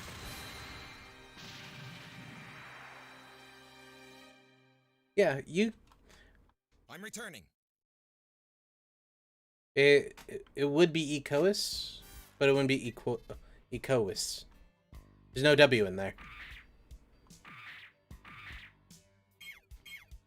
All right, let's go. I'm counting on your support.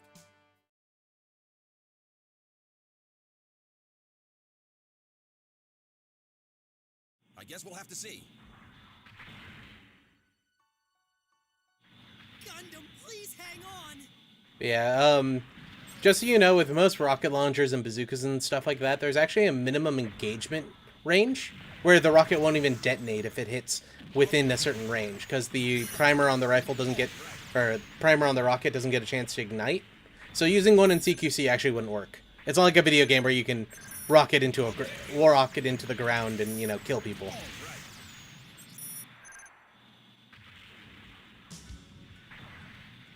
We don't know why Amuro's in the Gundam, but he's still in the Gundam. And for some reason, some random pilot who joined 3 weeks ago is in the Mark II. Power of the legendary new-type soldier. I've got it. I can see the enemy. Char! Did you get Lala involved, Char? You know she wasn't meant to be a warrior. So the mission was to take out the Cubile, not to take out Haman. I'm a new type. But Lala's in a Cubile Mark II, so I don't think that I can kill Haman, or I can kill Lala and win. You're too slow. Take that. You're too slow.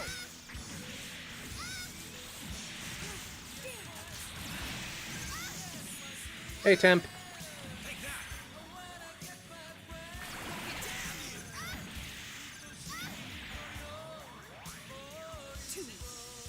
Don't get in my way. You're finished. I'll get it. Where are you aiming? Don't get in my way.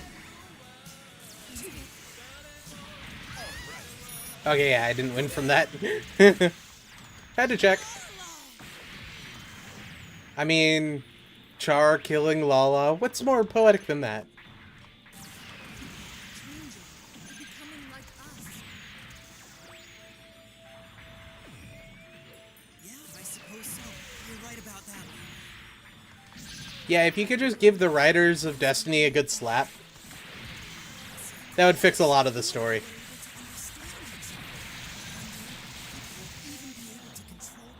I am not a fan of either the Destiny or the Strike Freedom. I'm not a big fan of, you know, let's just throw on a bunch of shit so that the protagonist has a bunch of extra stuff to do. Yes, Amuro and Char teamed up to kill Lala and Haman. 10 out of 10 can confirm that this is happening. And Char killed Lala basically on his own. Mostly because Amuro is, you know, stupid, but... What are you doing?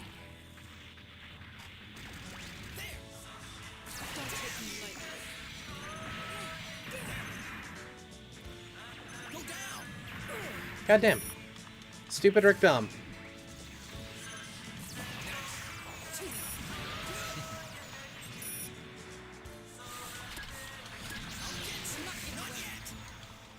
Yes, Char killed his mother, Lala. Good move.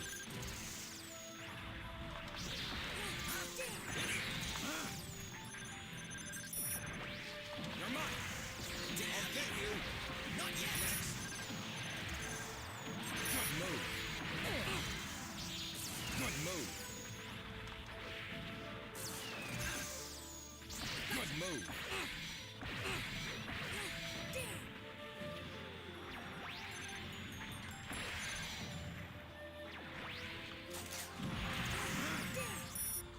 Oh, I thought Lala or Haman had escaped because she disappeared. It's like, what the hell?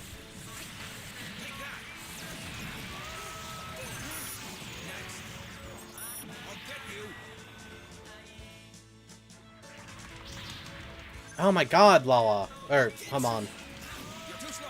Next. Find a freaking Lee. Oh, we've already done the CCA arc. Where Sayla and Haman get killed. Or, Sayla and Lala. Mobile suits. Don't fall behind. Hey, we got the Zeta Gundam.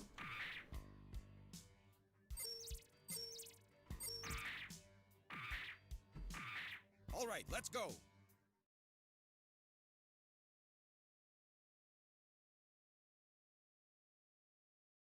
I guess we'll have to see. I think it would be adopted son, technically, because Lala's, you know, not Char's actual mom. You just kind of got adopted by her.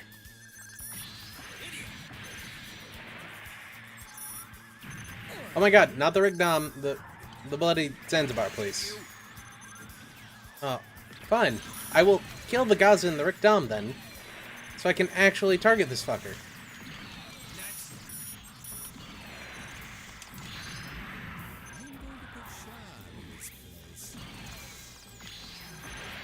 Here they come.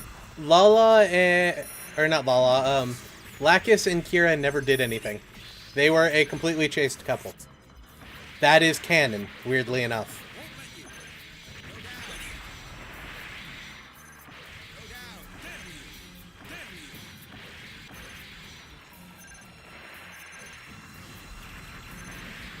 Stand all.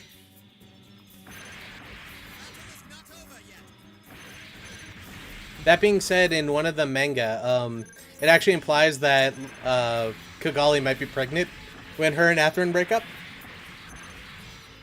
Which I find makes that relationship so much better. Because that makes Athrun literally his dad.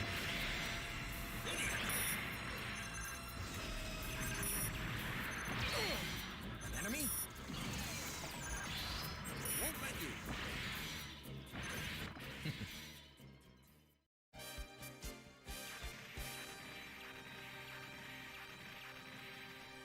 I'm returning. Seed wasn't poorly written. Seed was basically an updated version of 0079, and it followed all the same beats. So while it seemed poorly written, that's like saying that the original was poorly written. We never killed Garen, but it's saying we killed all the zombies. But yeah, the original was the original Seed was just a copy of 0079, which changed near the end when they realized they could do whatever they wanted.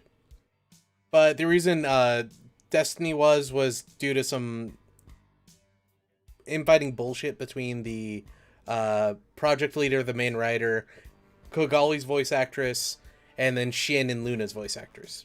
It's this giant messed up thing.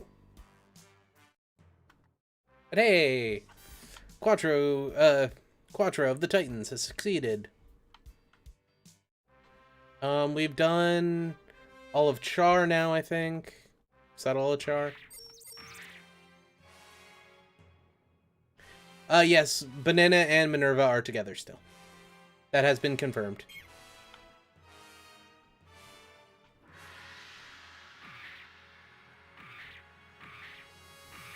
And may the glory of victory be yours.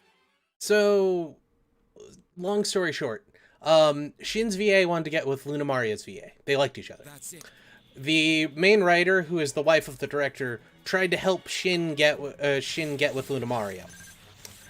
The director thought that his wife was having an affair with Shin's VA. He also, the main writer, blamed Kogali's VA for having an affair with the director. They weren't having an affair. Kogali's VA distanced herself from the project, from anything Gundam for like 20 years because of this. Or like 15 years or something like that. So, they wrote out Shin from the story and made Kira the main character, which kind of screwed up the story, as you might have guessed. And then eventually it came out that the writer and Shin weren't having an affair. Shin and Luna Maria got together. The writer and the director went to marriage counseling 2 years after the series went over, and they apparently liked each other before the writer died in 2012. You're finished! Yazan, don't think that one temperamental pilot will alter the mission. Damn it! Basically, yeah, that's the basics of it. You can look more into it if you want, but I never really cared much. The ass turn for Ass Run was apparently always planned, though.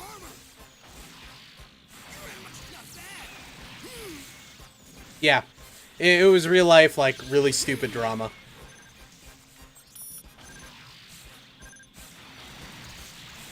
But, the writer, or the main writer for it has been super jealous in, like, every project she's ever done, or she had ever done. And this was not out of the ordinary for something for her to do. She did something similar in Aldanoa Zero as well. Don't take me lightly. Don't take me lightly. And she wasn't even part of that project. Or the director wasn't part of the project or something weird like that. I don't remember. But she just does that.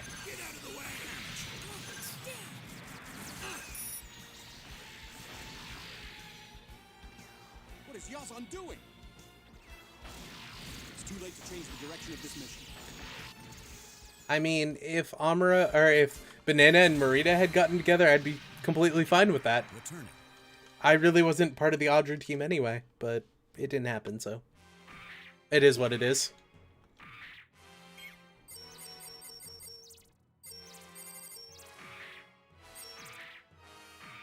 And may the glory of victory be yours.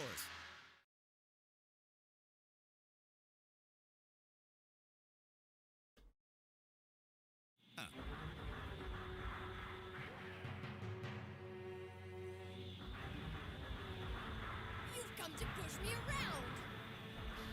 You're the ones who stole all my memories?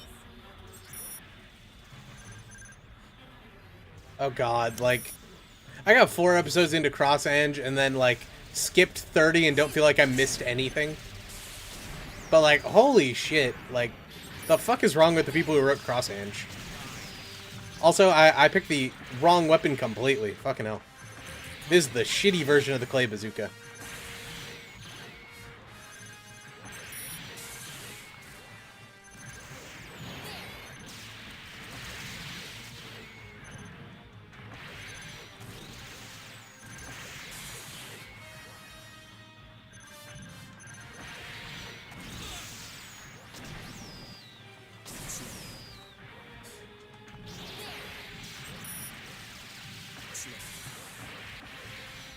There. Get away, the Psycho Gundam's dangerous. I really liked Ange in Cross Ange, but that was it. Like, Anyone who will get out of your mobile suit and pull a pistol and start firing at the enemy is badass. Conviction. Great strength. You have no one to defend and nothing to fight for. So the unicorn and the You still believe humanity should change? unicorn and the banshee were dismantled by the Federation, and the unicorn's remains were given over to Neo Zeon, while the Earth Federation is keeping the unicorn's remains on the moon. If anyone thinks that it was actually decommissioned or disassembled or anything like that, you're crazy. I refuse to believe anyone actually did that.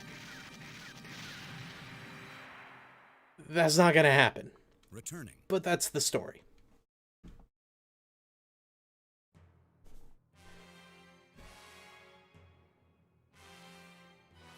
Yes, I also think Dozel is a badass for pulling a machine gun on the Gundam and trying to give his guys enough time to retreat. And may the glory of victory be yours. Yeah, the unicorn wasn't sealed away, but people are saying that the Banshee is still sealed away, That's it. which is bullshit. Like, completely bullshit.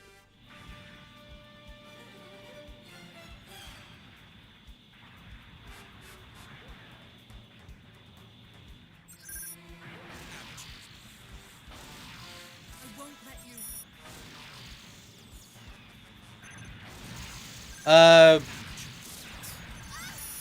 Yeah, the unicorn eventually got sealed away after, you know, it did exactly what his father wanted it to do. And changed the world, air quotes. Hey, welcome back, Imam.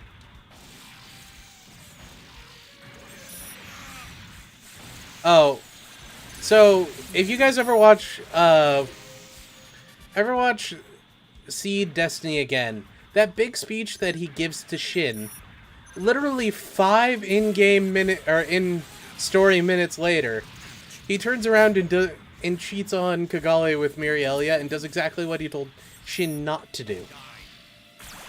It's literally 5 minutes difference. Hey, I'd love another IBO series, or, you know, the next Gundam battle for G Gundam. That would be pretty cool. Or even like the pirate arc of Age, or like the Phoenix Down, the Phoenix arc of Age would be awesome. Like, I'd love those. Will we ever see them? No, but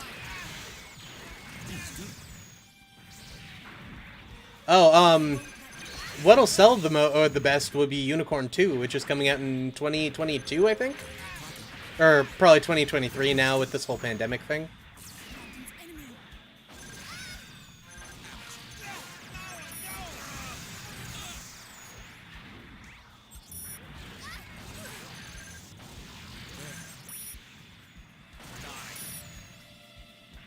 Oh, to be honest, I'd love like an MS-08 kind of thing in like Seed. I think that would be really cool. Captain's enemy. Well, so if you don't know, Hathaway's Flash is going to be 3 movies. That's coming out early next year, early the year after, and then the year after that. UC3 is going to come out about 6 months after Hathaway's Flash 3 is over.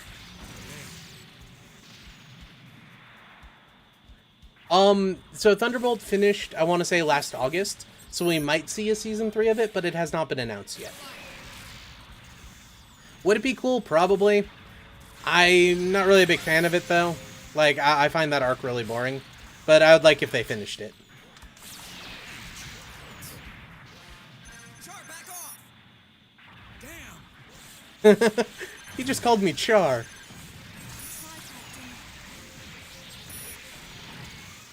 Oh wait, I am Char in this one. I was thinking I was still Quattro for some reason. Yeah, Lala and Char. And Amuro's in the Mark II. This is the storyline where where Zeon survives the 1-year war, and most of the people retreat back to Axis.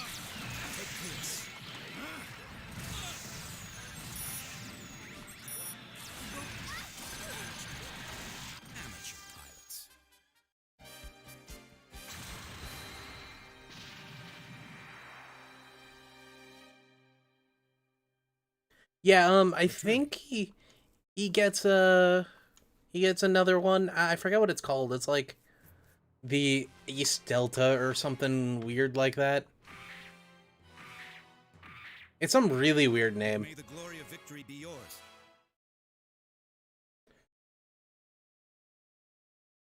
I was a big fan of EO in the first episode, and then since then, like, his character just stopped making sense. But, like, in the very beginning when he steals that Dom, like, I was like, badass, like, that's exactly what he should have done. But, like, I'm just also a fan of, you know, like, shit, I don't have this thing, but my enemy has this thing. Well, now I have this thing.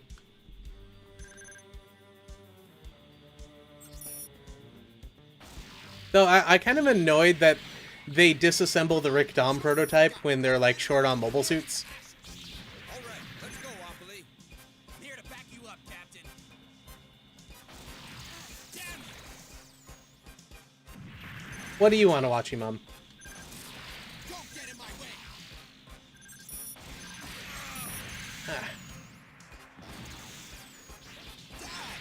way. I still want to know what's with the underwater Doros. Oh god, I would hate a Missing Links anime. Though alternatively, I would love it because all my complaints would be pretty obviously there. And then you guys would get to see the amazing character that is Travis Kirkland. Damn you! This is nothing! Damn you!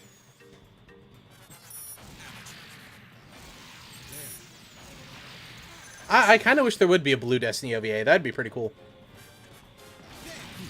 Damn you! This is nothing! This is nothing! This is nothing! Don't get cocky. What are you doing? Yeah, Isn't AOZ owned by some random, like, Dengenki Hobby or something like that? What are you doing? You know, I wouldn't mind a 0081 OVA as well. Like, the Titania reveal, the space battle, and then the Tears of Varuna. Like, you could split that into 3 episodes super easily. Because, like, a lot of the stuff in that was kind of pointless, like Vietnam. Like, that was the worst battle ever. But, like, you could totally do that. All right, that's it! What are you doing? This is nothing! This is nothing!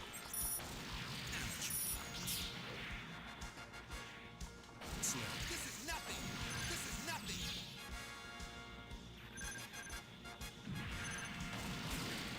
Damn you! You really try to dive at me from, like, super far away? Really?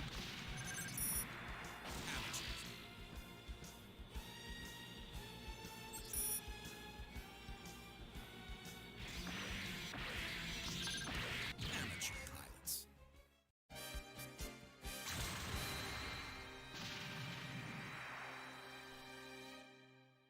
Returning.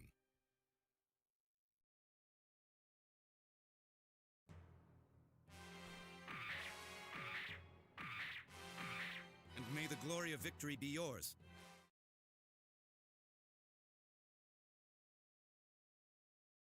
Oh, you mean the Xeon New Gundam?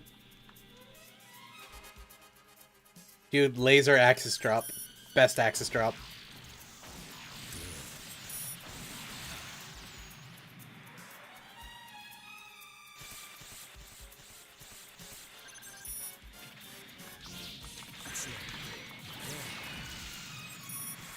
Well, there goes Mauer.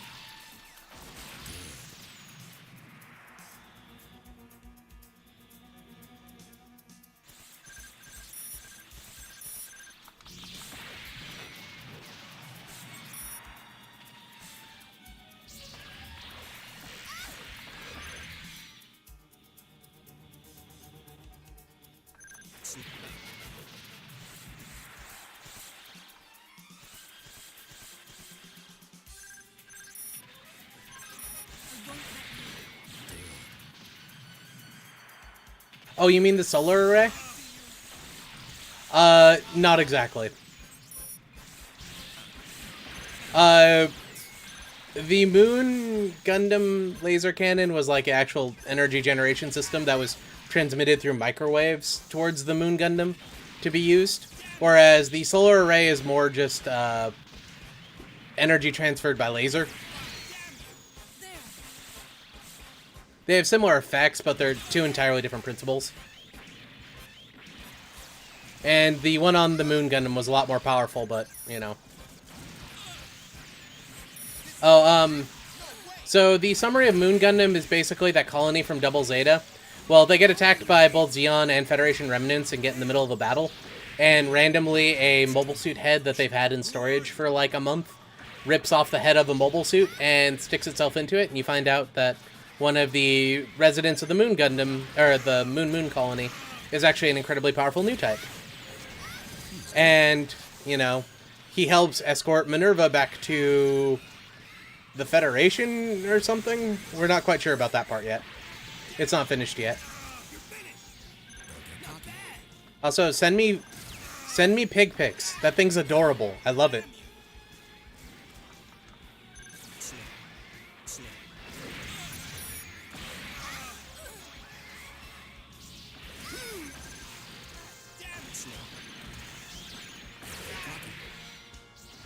Not yet.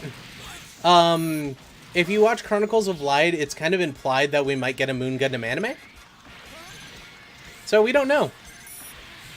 We can hope, but we may or may not get it. You must be joking. Yeah. Like, quite literally, it's Gurren Lagann. Like, it just steals the body of another mobile suit. Slow.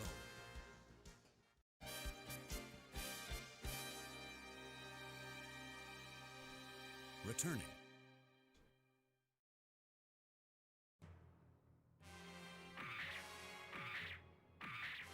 Alright, I believe this is the Amuro Shirako battle, but I don't know for sure. And then once we get this done...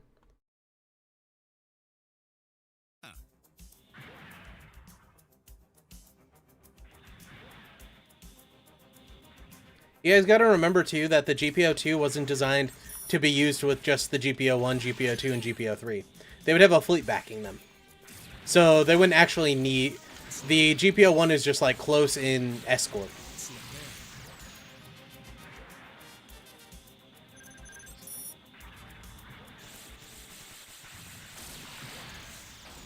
Where's the core? Is that it? Damn, Shirako! Ready for the end, Char? Chosen the wrong path. Oh, wow, Rekkawa's here. Become a true new type, Char. A mongrel like you must be told. Understand? Not yet. This isn't done yet. You've made a poor choice for your final resting. Cool. I am completely interested in pig pics. That thing's adorable, and I love it.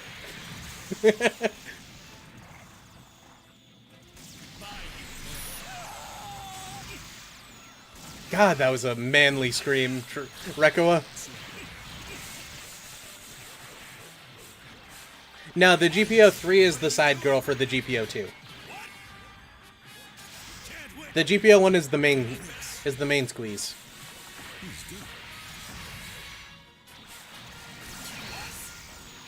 Yeah, Era, I would watch a serious Gundam anime. I think it would be badass. Like, even like Votom's kind of thing, but with Gundam, I'd be into it.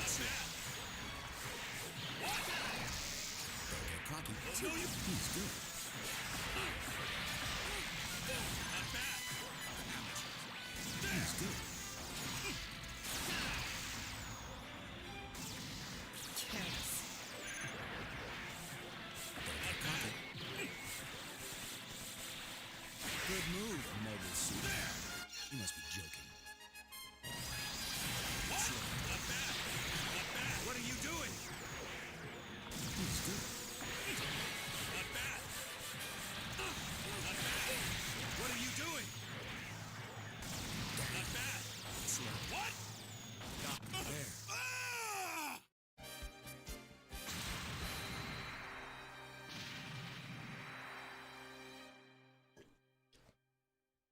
returning.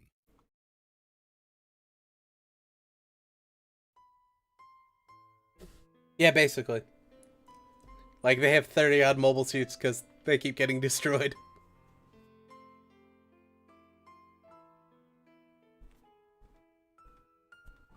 Could the Titans have been defeated? Could the Earth Sphere have been conquered? The outcomes of every battle may alter the future events. It's not what that said. At all. But the Titans survive. War is at a stalemate. But I think that means we're done with Char. Yep, we are finished with Char. So after turn A, they switched over to computer generated graphics instead of the cell shaded ones they were using before. And that actually did lower the video quality quite a bit. Karma unit launch. Or the animation quality quite a bit.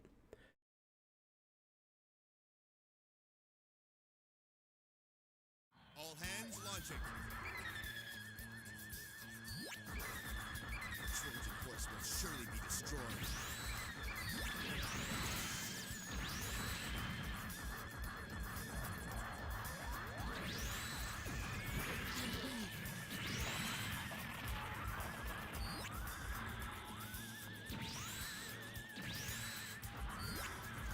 Damn, I was hoping that second shot would land, so I wouldn't have to go back up here.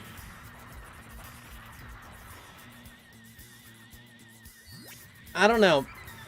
I really don't like the idea of just aliens attacking because they're aliens. Like, if you get a reason, maybe, but just some aliens attacking because they're alien is odd.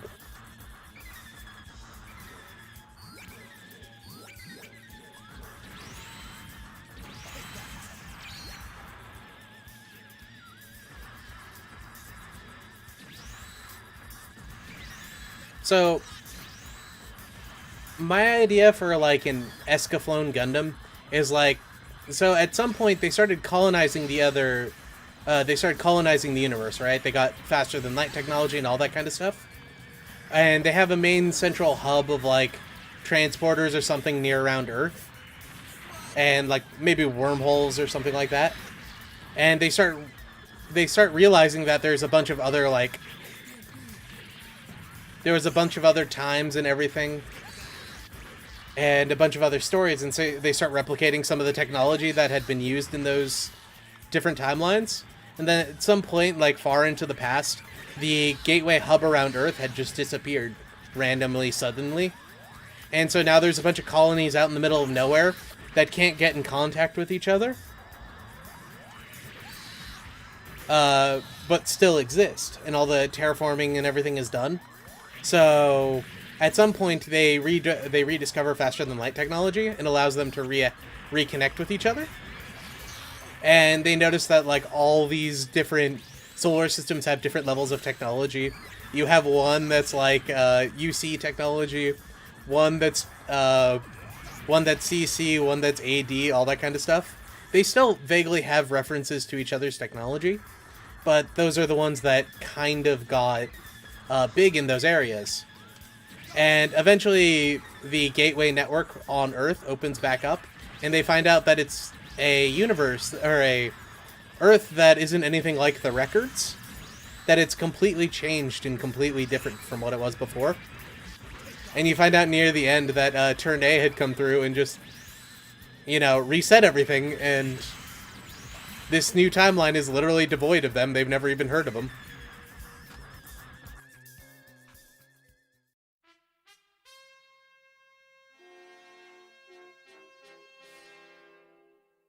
All right, Karma unit returning to base.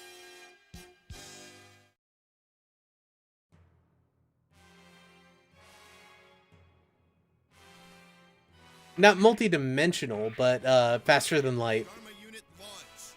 So like multi-planets and stuff like that. But it's basically Battlestar Galactica with, Karma unit launch. or, you know, your average alien invasion show. With, what's it called? With mobile suits. But you'd get a reason to have, like, a crossover, like, you know, Gundam Destiny Gundam thing or something like that. You know, just use parts from other kits to make new mobile suits and resell it without having to retool the factory or anything. Hey Vex, welcome back.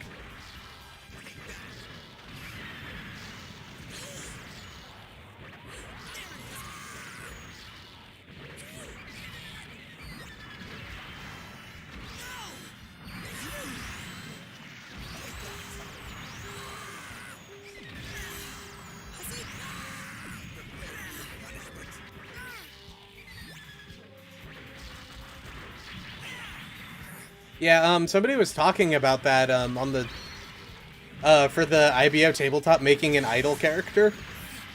But since it's IBO, they're like an idol character, but addicted to heavy drugs and very oblivious about it. It's so good.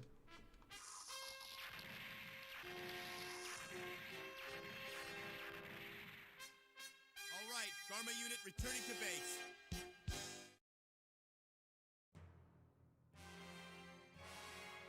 Didn't we already do... No, wait, that was the Telecommand Desert. I thought we already did Odessa. Oh well. All hands launching. Hey, everyone loves Lin Lin May. What are you talking about? Lin Lin May's life. Which, nobody gets that reference unless you follow the Super Robot Wars game.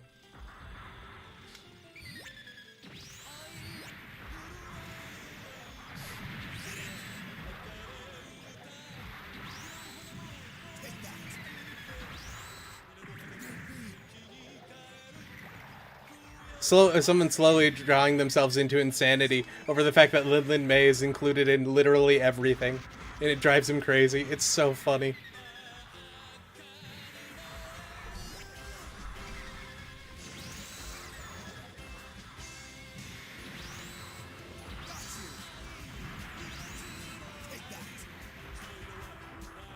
Yeah, Space Guts, you know, Akihiro.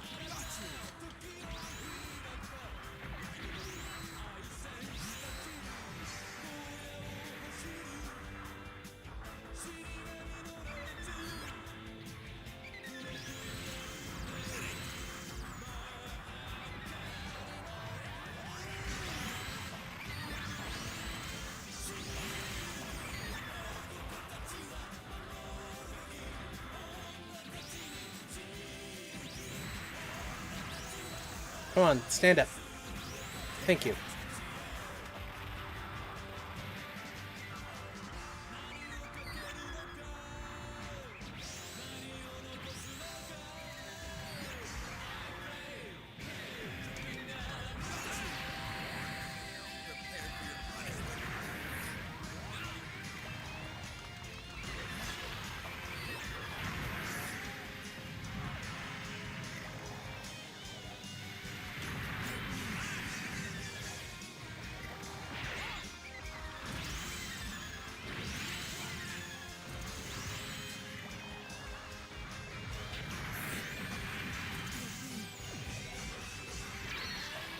I hated IBO's ending. Like, it was such a waste.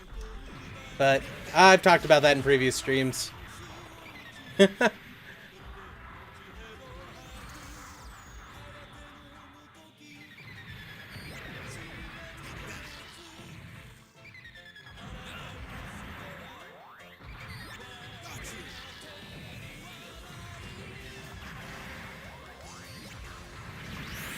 Yeah, I mentioned it a bunch of times. You'll find it eventually. But I just find, like, how they did it in a massive waste and them not understanding what people actually liked about the series. Because I don't care what happened. That was fine. Like, it's cool. But how they went about it was just lazy as fuck. And a lot of people might disagree with me, but I still think Orga is the main character, not Mika. Also, Hush is a waste of furniture.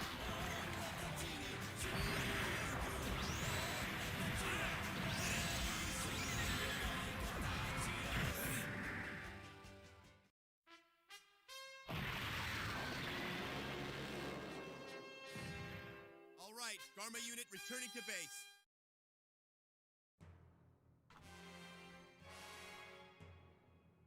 Oh wow, what the hell? So, I completed that one. It links up with this one, but I've already completed that storyline. What the heck? Alright then. Don't laugh, Shar. The men are watching.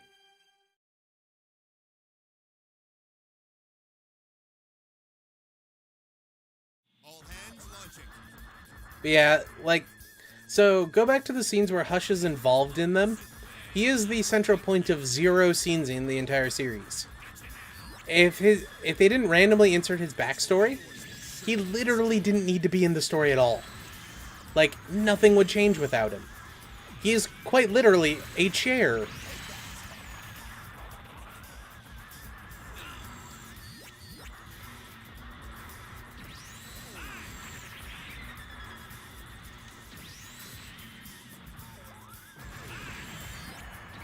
Oh, but as far as the Psycho Gundam and the Psycho Gundam Mark II goes, the Psycho Gundam was just basically a test bed, though the Mark II had so much better equipment and was so much more usable.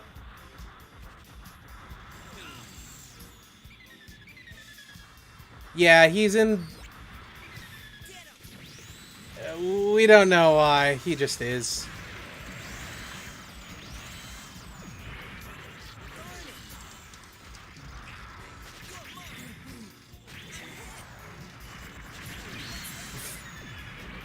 What floaty cone thing? You mean the Zoc? I mean, somebody had to pilot the Zoc.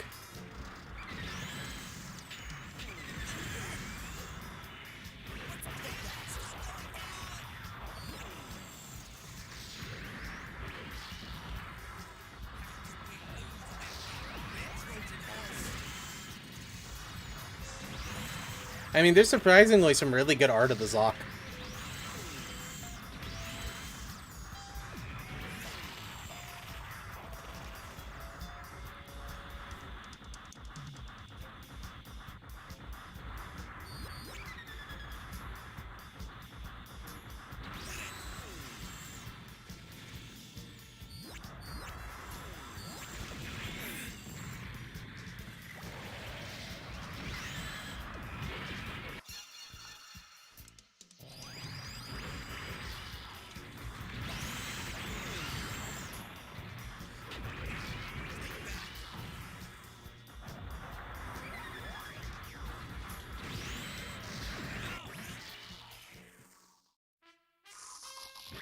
If I ended up on the white base, I probably wouldn't.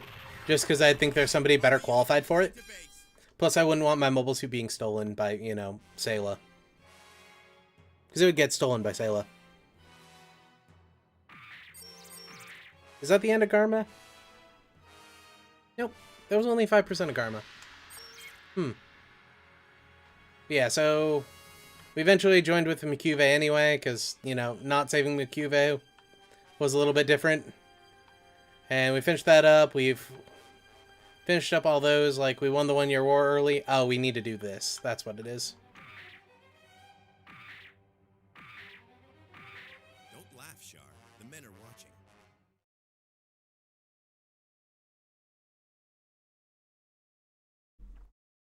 All hands launching. Hey. But if you're the Salt Keeper, you'd be out of a job, like, really quick. Hey, Fee. You'll learn way more than you need to know about Gundam here. Though I would suggest just watching the series and getting your own decisions on it. I am very opinionated in my own. The Bugu is the one of the test mobile suits for Zeon. Basically, it was like one step up from a colony worker. Or from a mobile worker, as they call it. It was just really heavily armored. It really didn't do much. Except for slam into things. I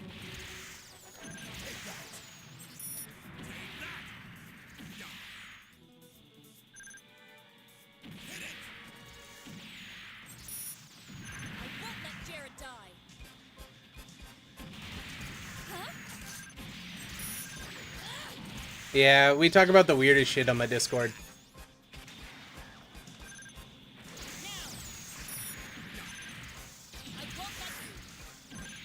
Yeah, IBO and Unicorn, I believe, are on Netflix, and then if you have Hulu or why not want to sign up for Hulu, I believe like Age and a couple of other series is on there.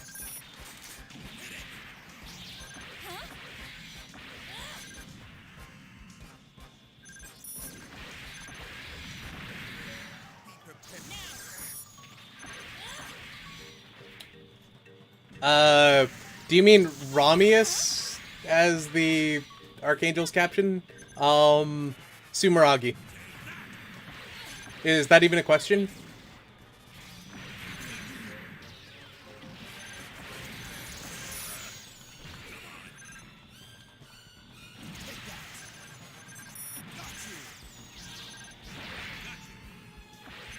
It's too late to change the direction of this mission.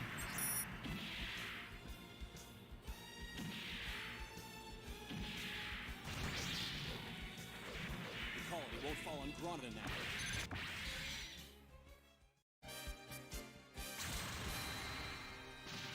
I mean, technically, Returning to base.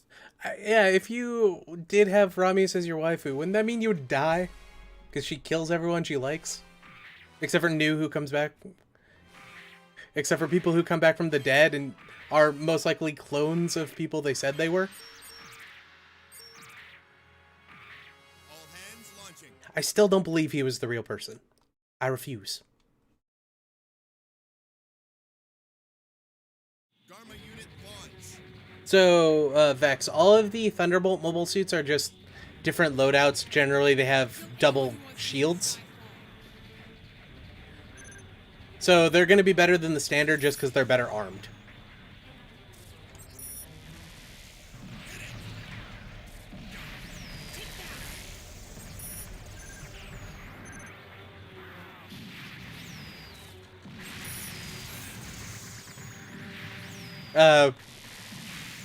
I mean, they're both kind of drunks after Season 2. Though I'm still surprised Ramius and Watfield never got together. But I think that was more of Watfield's decision. Because she was hitting on him hard.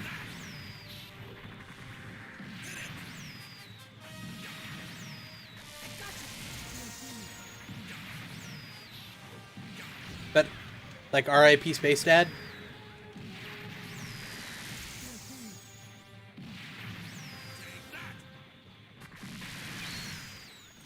Settling the score today.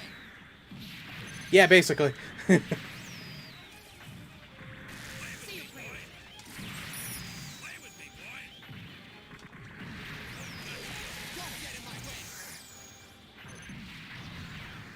You're finished. So Rumble Rawl's been here the entire time. I haven't seen him move at all. He might be in the Super Gundam, which I would No, he's literally just firing a machine gun from the edge of the map. What the hell? Like, what is going on with Rumble Rawl today?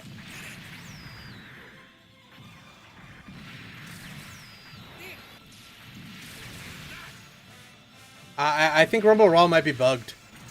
This is the end. This is nothing. This is the end. There you are. Got you.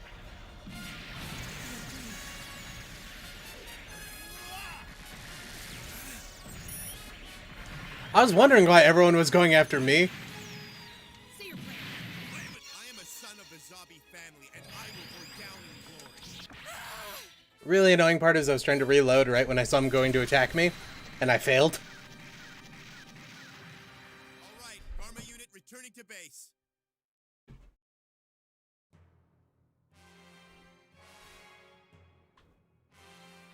Let's see, yeah, we have 5 more missions with Garma, and then we'll be done with Garma, too.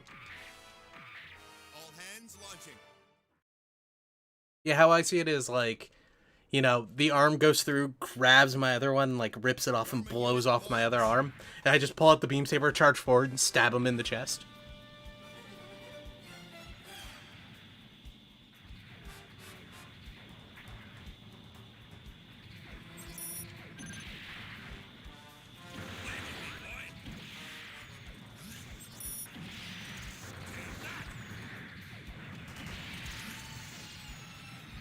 I really wish the Galf custom was in the game. I think that'd be really cool. But none of the side characters are, or not, none of the side story mobile suits are, except for MS-08. Oh, wait.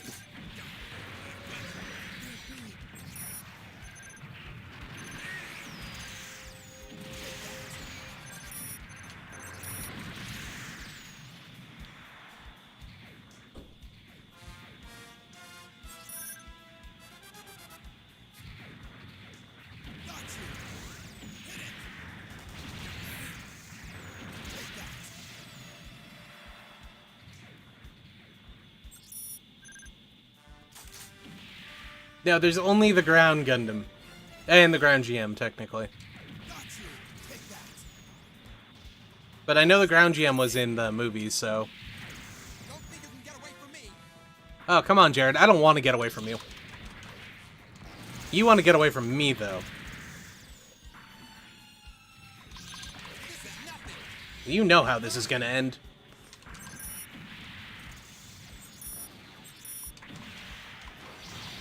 Don't get in my way.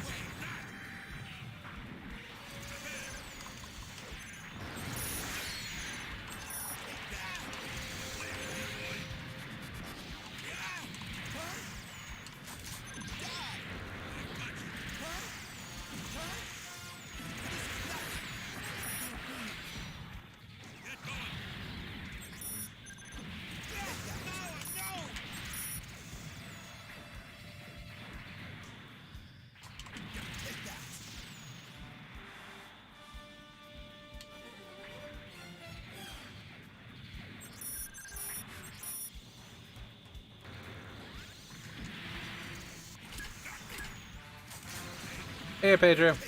Welcome back. We're just gonna finish up some Garma, and then once Garma's done, something else.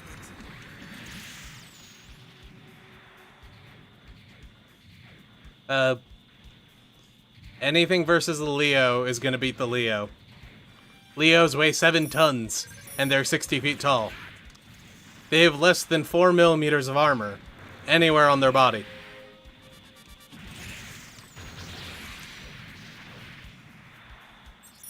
Assuming that, you know, the metal in the Wing universe is not lighter than air. You're kidding me. I won't let you get away with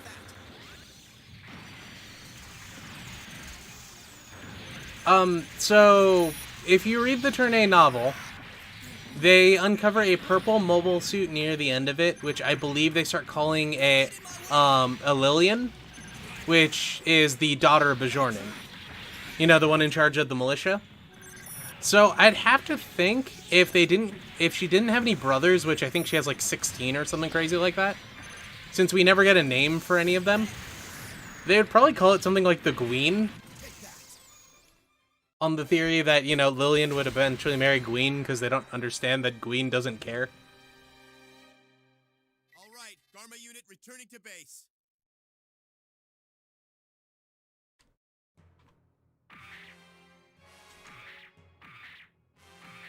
Garma unit But if I had to guess, it would probably be named after whoever's their crown prince at the time. So probably like Bajornin II.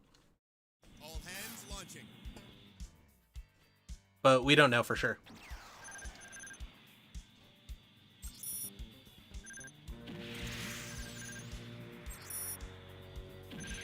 Yeah, just another Bajornin custom.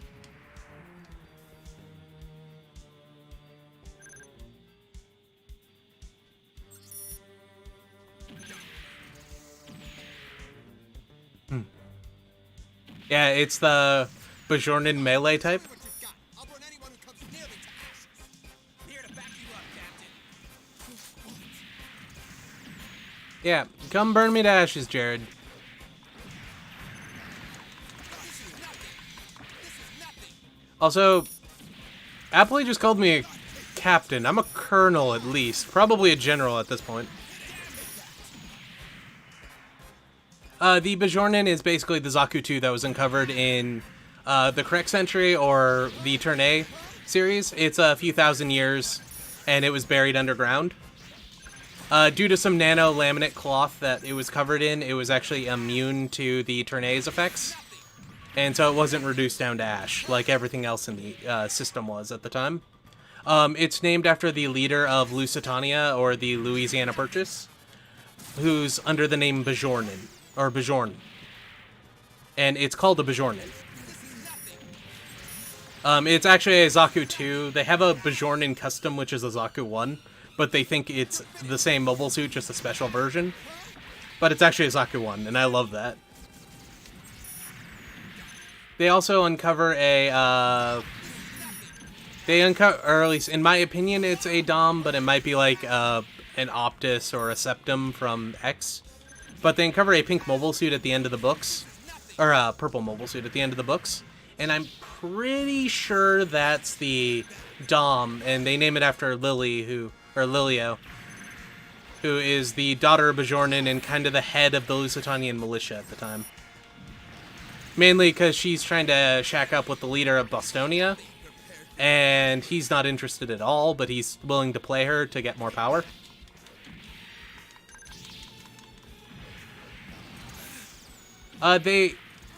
They don't uncover a wing, the Gundam wing. In Cornyn Nander's vision, he sees the Gundam wing. That's why they say it's in there, but they don't actually find the wing.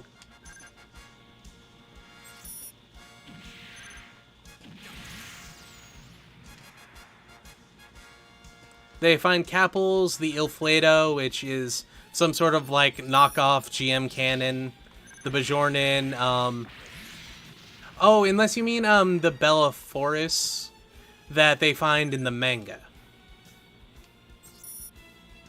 Yeah, that one. All right, Garma unit returning to base. Yeah, I always forget Enter the Moonlight actually, matters to people sometimes. Garma unit launch. The Dom origin type is actually worse than the original Dom because it actually goes slower. It only hits about 60 kilometers an hour instead of 90, like the old one did. But equipment-wise, it's a little bit better and a little bit more varied. Plus, it has the cannon, which I'm always a big fan of.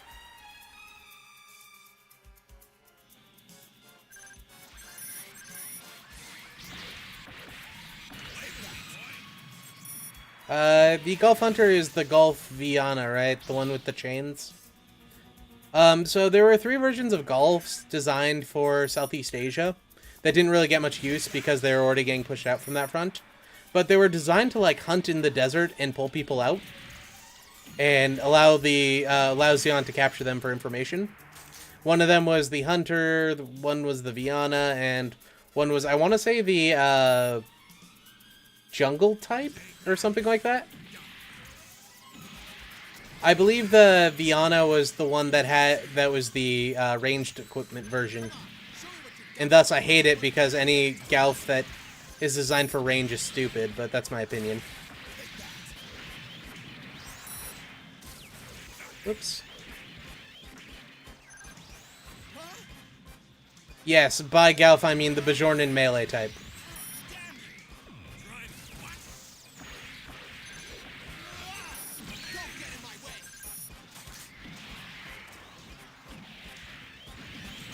In a very old Turn A tabletop I had planned that never got anywhere, I actually had the players were going to find an Efrit in the first mount cycle they uncovered. It would have been cool.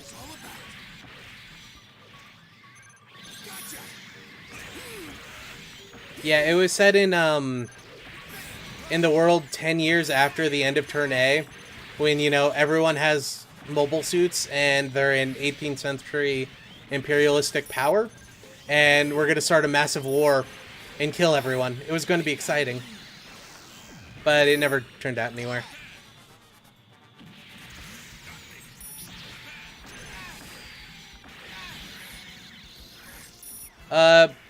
The Efrit Schneid is technically better than the Noct. The Noct was designed in a way because it would air condition the outside of itself and thus not have a heat signature so it could sneak around in places.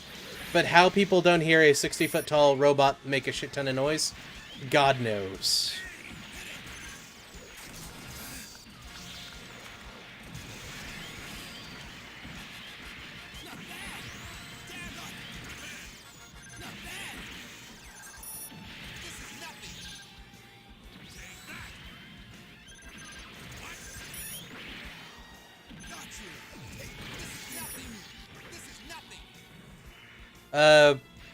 Well, you want to know why they uncovered Zaku's and not anything else? Prepared for your punishment. What do you think the best-selling Gunpla is? All right, Garma unit returning to base. But yeah, it was set in North America. The main city in the very beginning is Boston. All hands launching. But the best-selling mobile suit, or most-selling Gunpla, is the Zaku. The Zaku 2, I want to say Commander type? Unit launched. Something like that, or it might be the Mind Layer. But one of the Zaku 2s is the best-selling one, and that's why it's in Turn A, is because that would make them the most money from Gunpla. But story-wise, they needed something generic that, you know, didn't look like a hero, or that wasn't exactly a hero suit because the militia wasn't the hero.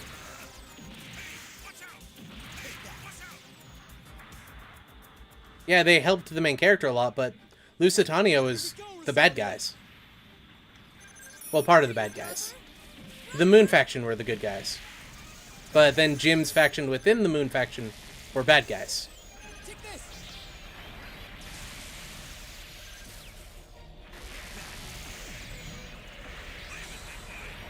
Also, we're fighting Gates, too?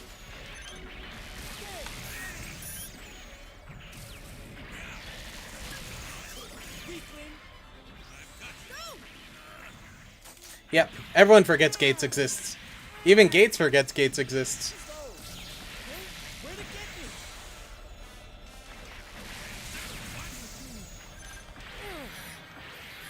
me? He did not kill Camille. No one kills Camille in the novel except for Camille. Him and Rosamia fight, Gates and Rosamia fight Camille in the novel, but in the novel, Camille thinks Rosamia is his mother, because he doesn't see her die in that one. And she gets plastic surgery to look exactly like his mother. They fight, and then Gates dies, which forces Rosamia into like a berserk state, and Camille ends up killing Rosamia, which he thinks he killed his own mother. So when the Zeta becomes unresponsive at some point, and eventually gets dragged back to the Argama, and when Fa opens it up, Camille's dead. He survives the fight, but he comes back dead.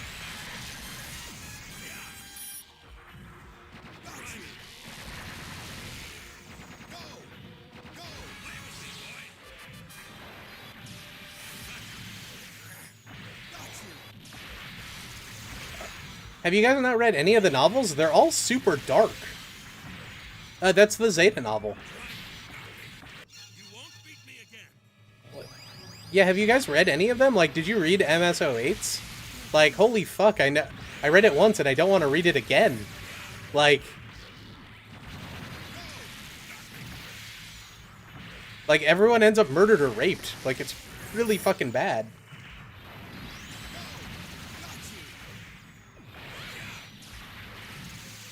Oh, yeah.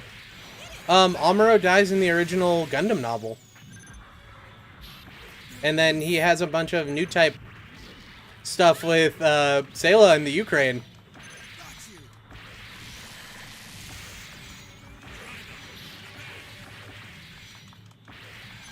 I found you, brother.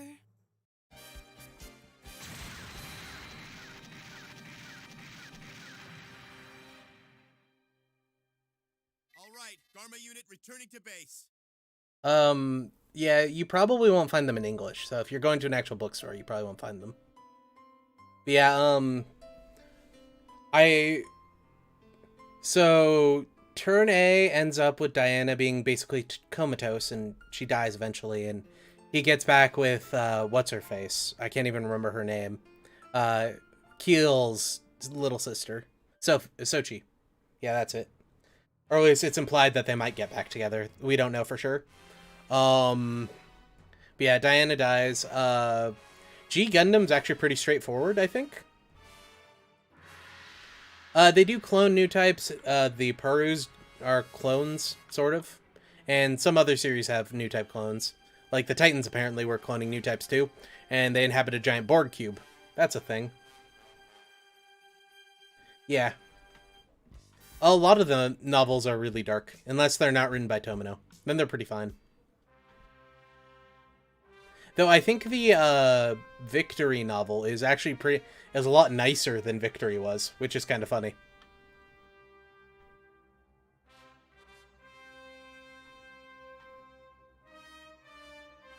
Why do I think all the novels are dark? Because they are.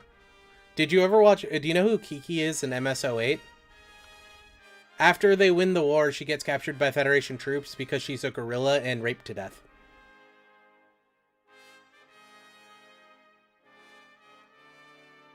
That does happen. Well, technically she doesn't get raped to death. She bites through her own tongue and drowns in her own blood while being raped. Those books are dark as fuck. Like...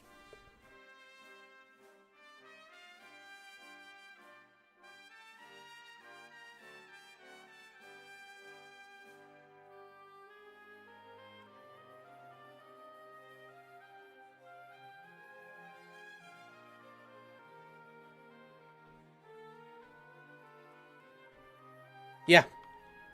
It's pretty bad.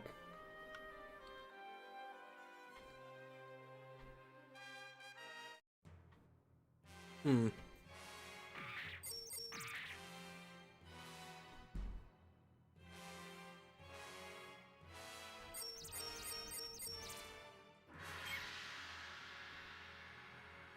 And most of them are written by Tomino himself.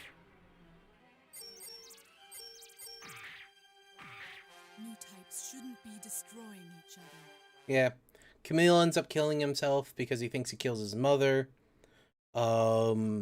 Let's see, the I'll have to fight on my own. ZZ one wasn't written by Tomino, so it's actually pretty nice. Amuro and Char are confirmed dead in Beltorchica's Children, though I actually like that one a lot more than any other novel that Tomino wrote, because that one's actually makes sense.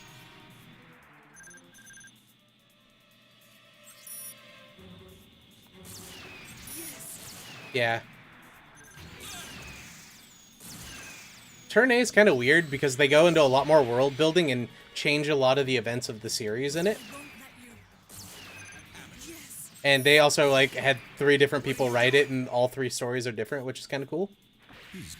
I don't know if there's any novels for 00. I haven't read them if there are.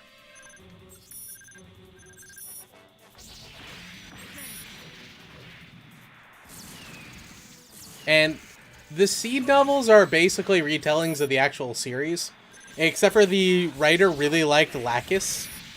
He even admits to it in the 3rd book. And it gets really creepy, like Kira watches Lacus change. Before they're going out, by the way. In Volume 2, he actually watches Lacus change.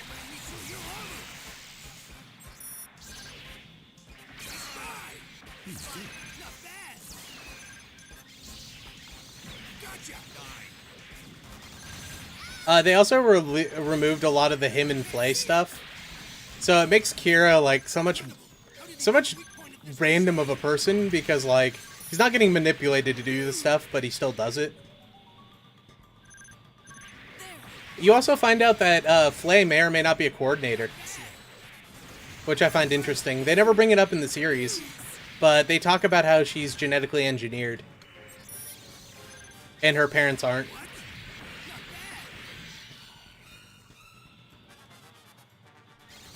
He doesn't know who that is, and he doesn't know that he hasn't really met Athrun yet at that point, I don't think. Oh, wait, no, he does in the very beginning. So he knows Athrun's the enemy, but he doesn't know that Lacus is Athrun's fiance yet. That won't come up till after the rescue, and that's right before the rescue. Returning now.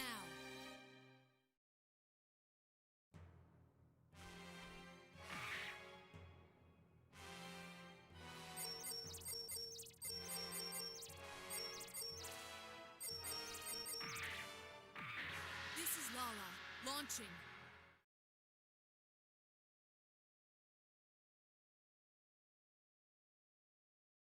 I'll have to fight on my own. Oh, is that in the remaster? You've come to push me around. Still creepy, but... Stole all my memories? Or do you mean the flay thing? It's kind of funny, though, because I bring up the flay thing... Oh. Oh, yeah, no, that actually...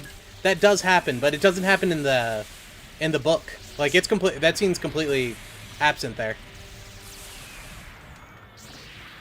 Like, they get together and Kira listens to her cry, and that's about it.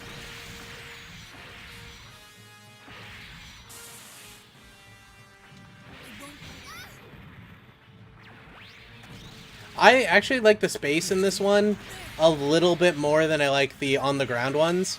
Because you get some really weird antics where, like, stuff's flying around in circles. And you dodge shots by slightly moving over instead of having to, like, actually jump over them. But I hate fighting the actual ships. Like, that's the worst. Get away! The Psycho Gundam's dangerous! Honor! Wait so long to appear in my life. Why not? Why this? How can you keep fighting with such conviction? Great strength. Yes, I want to murder Char, not, you know, the Psycho Gundam. Thank you. You still believe humanity should change? You're becoming like I believe the first 3 of the C novels have been translated, honestly believe that. but that's it. Why do people always end up making the same mistakes? It's pitiful. He's good. Stop an hour!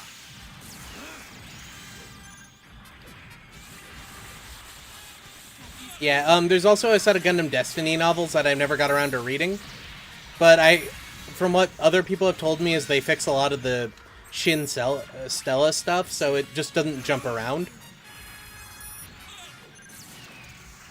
But if I ever get the time, I'll pick it up and read them, but I haven't got around to it yet.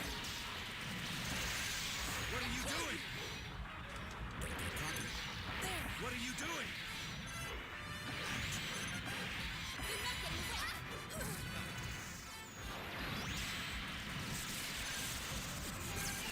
You must be joking. No. One more.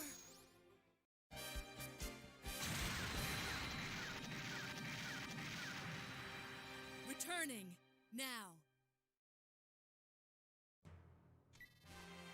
I'd like to see the 4-character win at least once. Like, they just always get killed off, and it's always really sad. Destroying each other. As far as the Astray novels go, or mangas go, I'd suggest watching or reading maybe the first 3 seasons, and then stopping because the rest just kind of gets weird and, you know, kind of gets boring because Lowell knows the answer the entire time and just doesn't do it for some reason. G-Savior does have a game, and I played that game a long time ago. I actually like that game. It's all in, the text is in Japanese, but it's all written out in English, or spoken in English. So you can play it. It's a it's a like railway shooter, except for you're not actually on rails. You can turn around and get lost, like I always did.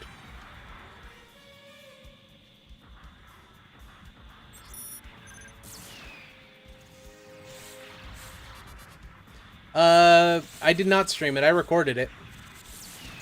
That was before I could stream. Like, that was a long-ass time ago, like 2017. One more. I'll settle this today. Yeah. Don't think you can get away from me.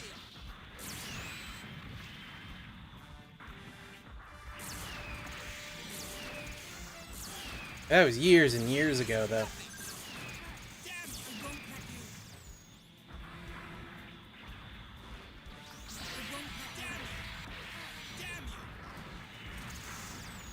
Oh, yeah, the game for Missing Links looks pretty good. But the actual challenge to it is it's either way too easy or way too hard. It's really weird. Also, random Byerland mosh pit.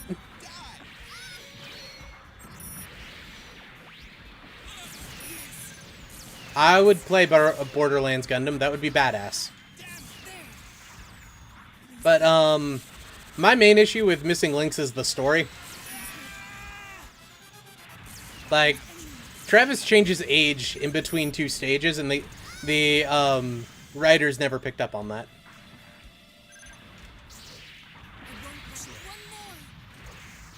Oh, dude, pick up Missing Links. It's actually pretty fun, and except for the combat against like the absolutes and stuff is bullshit.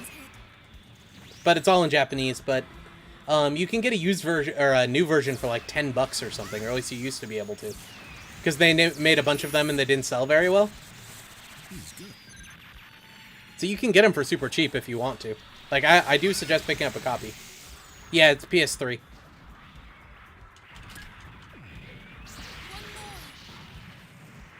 Lala soon. I won't let you interfere. Your strength has confirmed my fears. Stop playing around with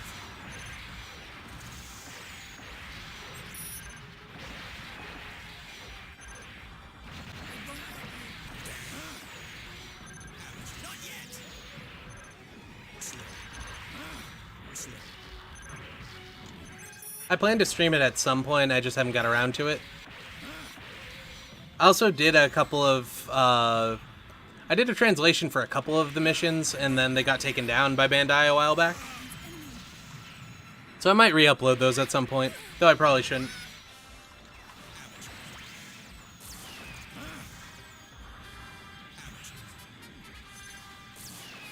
Take this.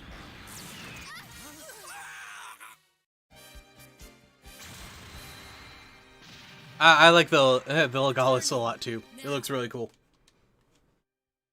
I like the alien design, even if it's a Gundam. Like they do it really well.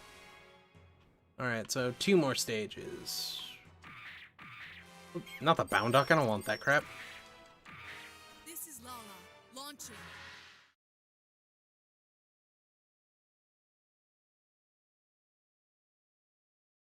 I will do what I can.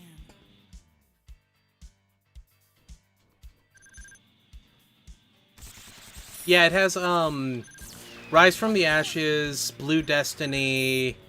Yeah, there's 5 storylines in it, not counting the 2 main ones, the 2 originals. Yeah, it's Rise from the Ashes, Blue Destiny, Missing Link, or not Missing Links, Lost War Chronicles, and I can't remember the other 2 off the top of my head though. Yeah, I don't know why Appley's here. He's just here. Oh yeah, wait, Zeonic Front was in that? Shit.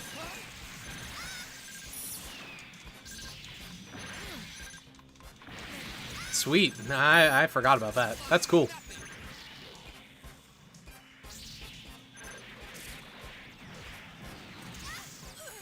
I wouldn't mind playing more Zeonic Front.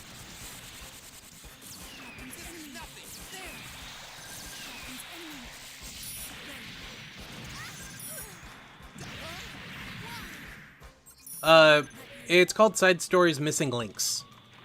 It's Gundam Side Stories Missing Links is the official title to it.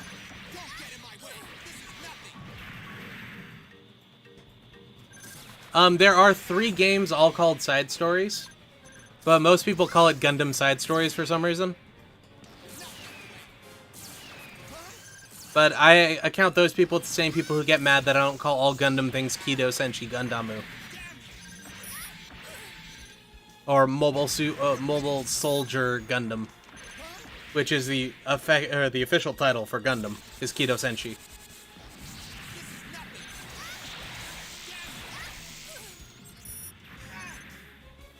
I liked Rise from the Ashes. The final fight is bullshit, though. Like, if you're not going to use the cheat codes that you can get, the final fight is way too difficult because the Rhino can kill you in about a quarter of a second. But if you break the AI like I did, it was fine.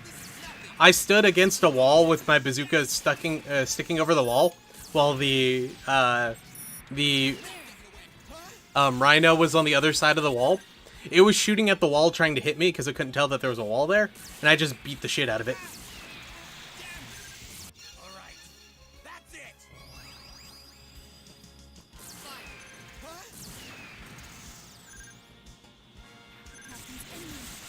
My favorite mobile suit I made in any of the Gundam Breakers game was the Shamabi.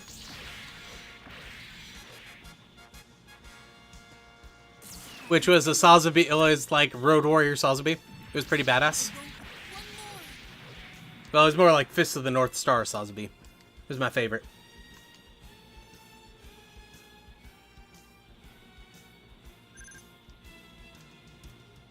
And it had a katana and, you know, the, and a shotgun for some reason. I'm always a big fan of, you know, mobile suit-sized normal implements. And since they don't have the REGZ custom in that, I couldn't get the AK, which made me sad.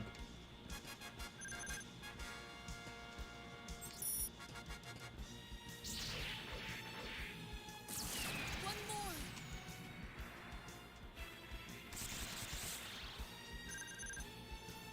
God, I remember how many people got pissed at me when I stopped playing Gundam Breaker 3 after I beat it. It was so stupid.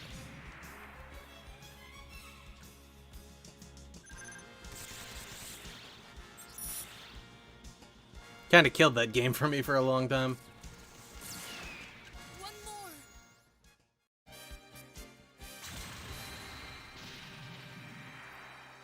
Returning. Now. The Gyaradoga Heavy Arms type just had was the mobile suit designed for sieging, basically, of like space fortresses and everything. So it had a lot of, it had missiles and then a very large gun, which it would ditch for melee combat and the normal axe when it needed it. I'll have to fight on my own. Oh yeah, Thoroughbred was the other one. Thoroughbred's Lost in a Flash from, yeah, Gone in a Flash from Encounters in Space and eventually the manga. I forget that one exists fairly frequently. I really like that game though.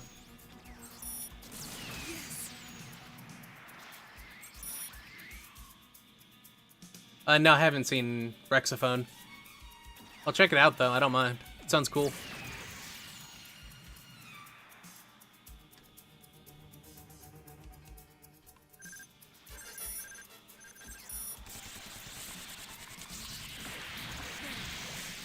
Alright, nighty mum. Again.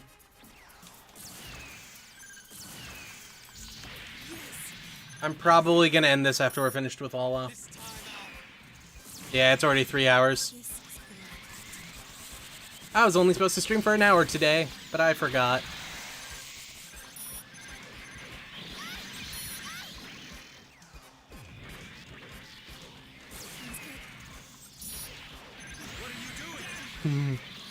Come on. Let me target the Humrabi. Oh wait, no, we're supposed to kill Jared, aren't we? Oh no, this is a survive the certain amount of time mission. Never mind. We should kill Jared, but we don't need to.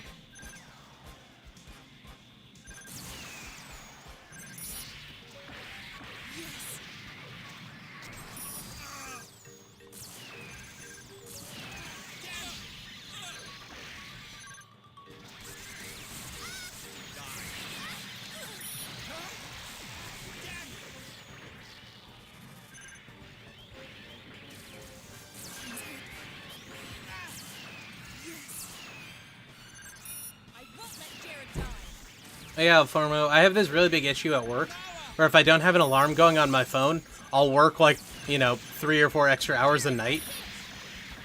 Just because I forgot to end work, and there's always more work to do. I'm very bad at keeping schedules if I don't have, like, explicit timers.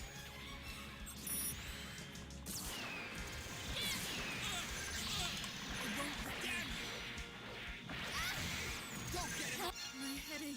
I can keep going. Keep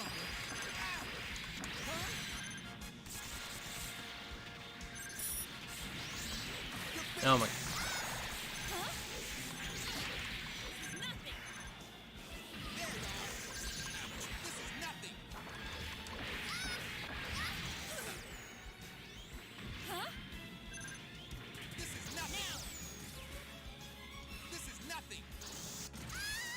I was 1 second off. Literally 1 second.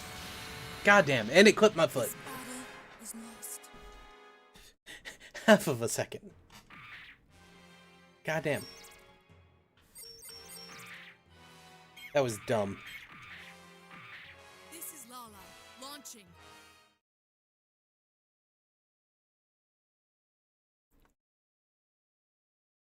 I will do what I can.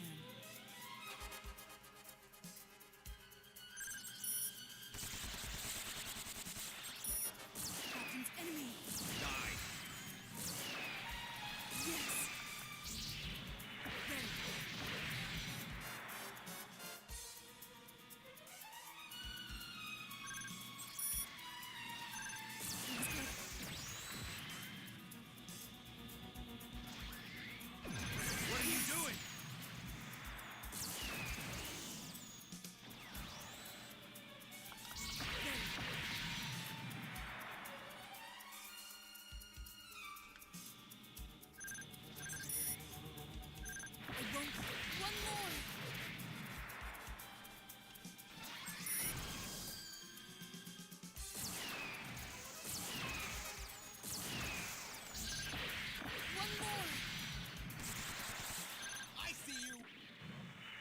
This time I'll... This is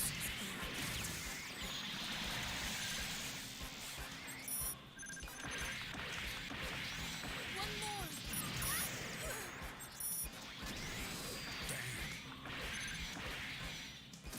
He's good.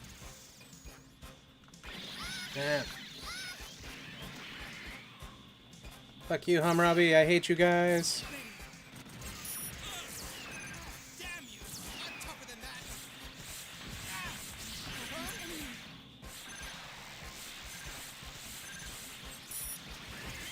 Die! Damn you! What are you doing?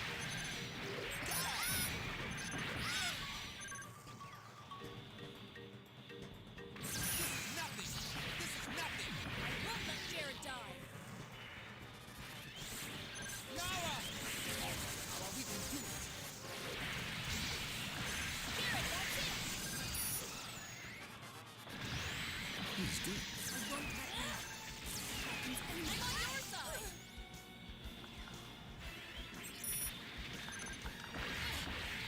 Nothing. Slow.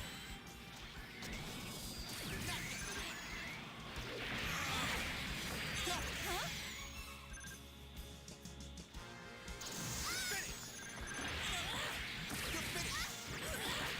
What are you doing? I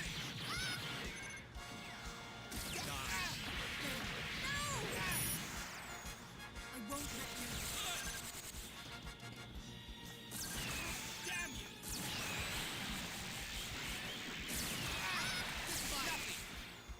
Slow. I won't let you. What are you doing? Damn you! What are you doing? My headache. I can keep going. I'm fine. Okay, cool. The Panzer Doga, I believe it's the fast-acting tech Doga. Now. That one is just, you know, it's quicker than the other ones. Useful to in some cases, but again, it's the kind of thing where Launching. it's just basically a Jagen in a different shell. So it's whoever gets there first. I will do what I can. The Logren cannon, I believe, could get through the GN field on the Ptolemy, because it's kind of been shown that the Ptolemy is great for, or the GN field's great for small arms, but lots of energy, not so much.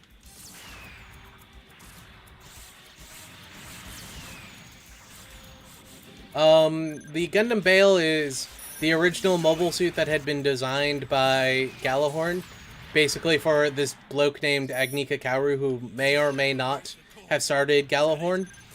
Most likely, he was the overall leader of it, though. He was so compatible with AV that he was able to pilot at an inhuman level, even with like less equipment. He was able to take down hundreds of mobile armors. It would eventually be pulled out by a bloke named McGillis, who is an idiot and did some stupid things, but, you know, we'll go over that eventually.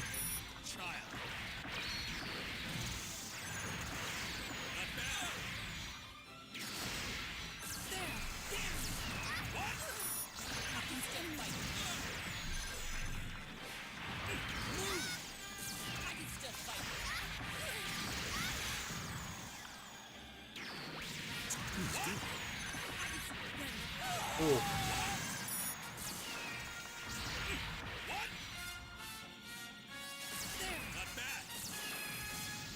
Come on. Ah, damn it.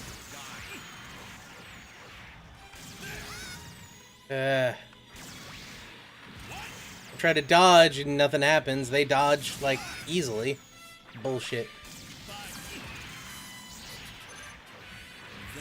Yeah, so...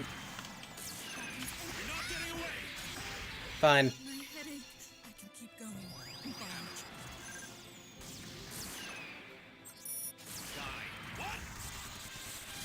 He's good. You're not getting away! Why is Char in the Zeong? Fire. I won't let Too slow! There! Not bad! fire. Fire.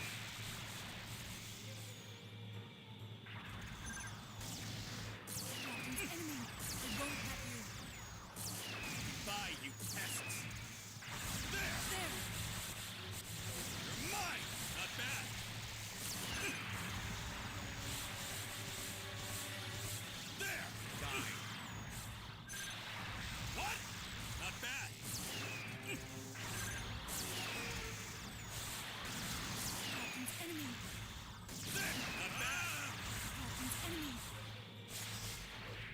Yeah, Captain just died, by the way.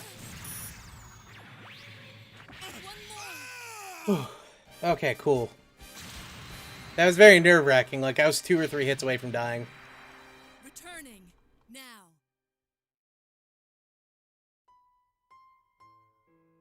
She escapes the firing of the colony laser. However, the struggle continues. The war degenerates into a hopeless stalemate. The conflict continues without end. Ooh.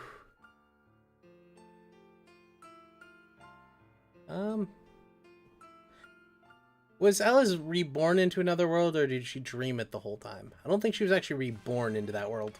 Unless you go by the books, then she definitely was.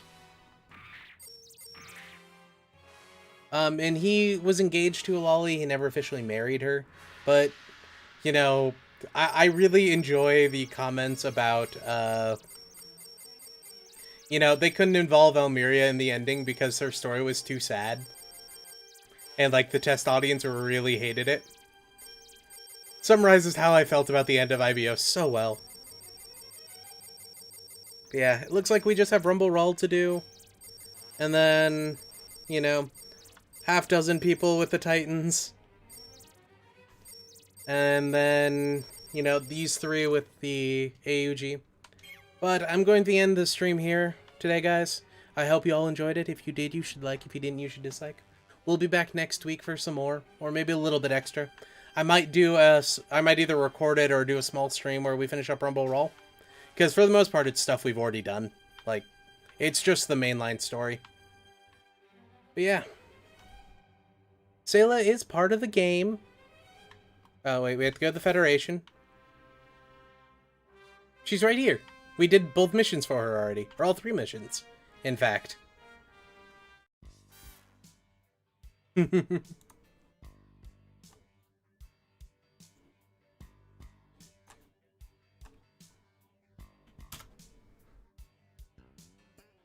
Yeah. I'll see you guys all next time. Bye, folks. Oh, hey, John. Bye.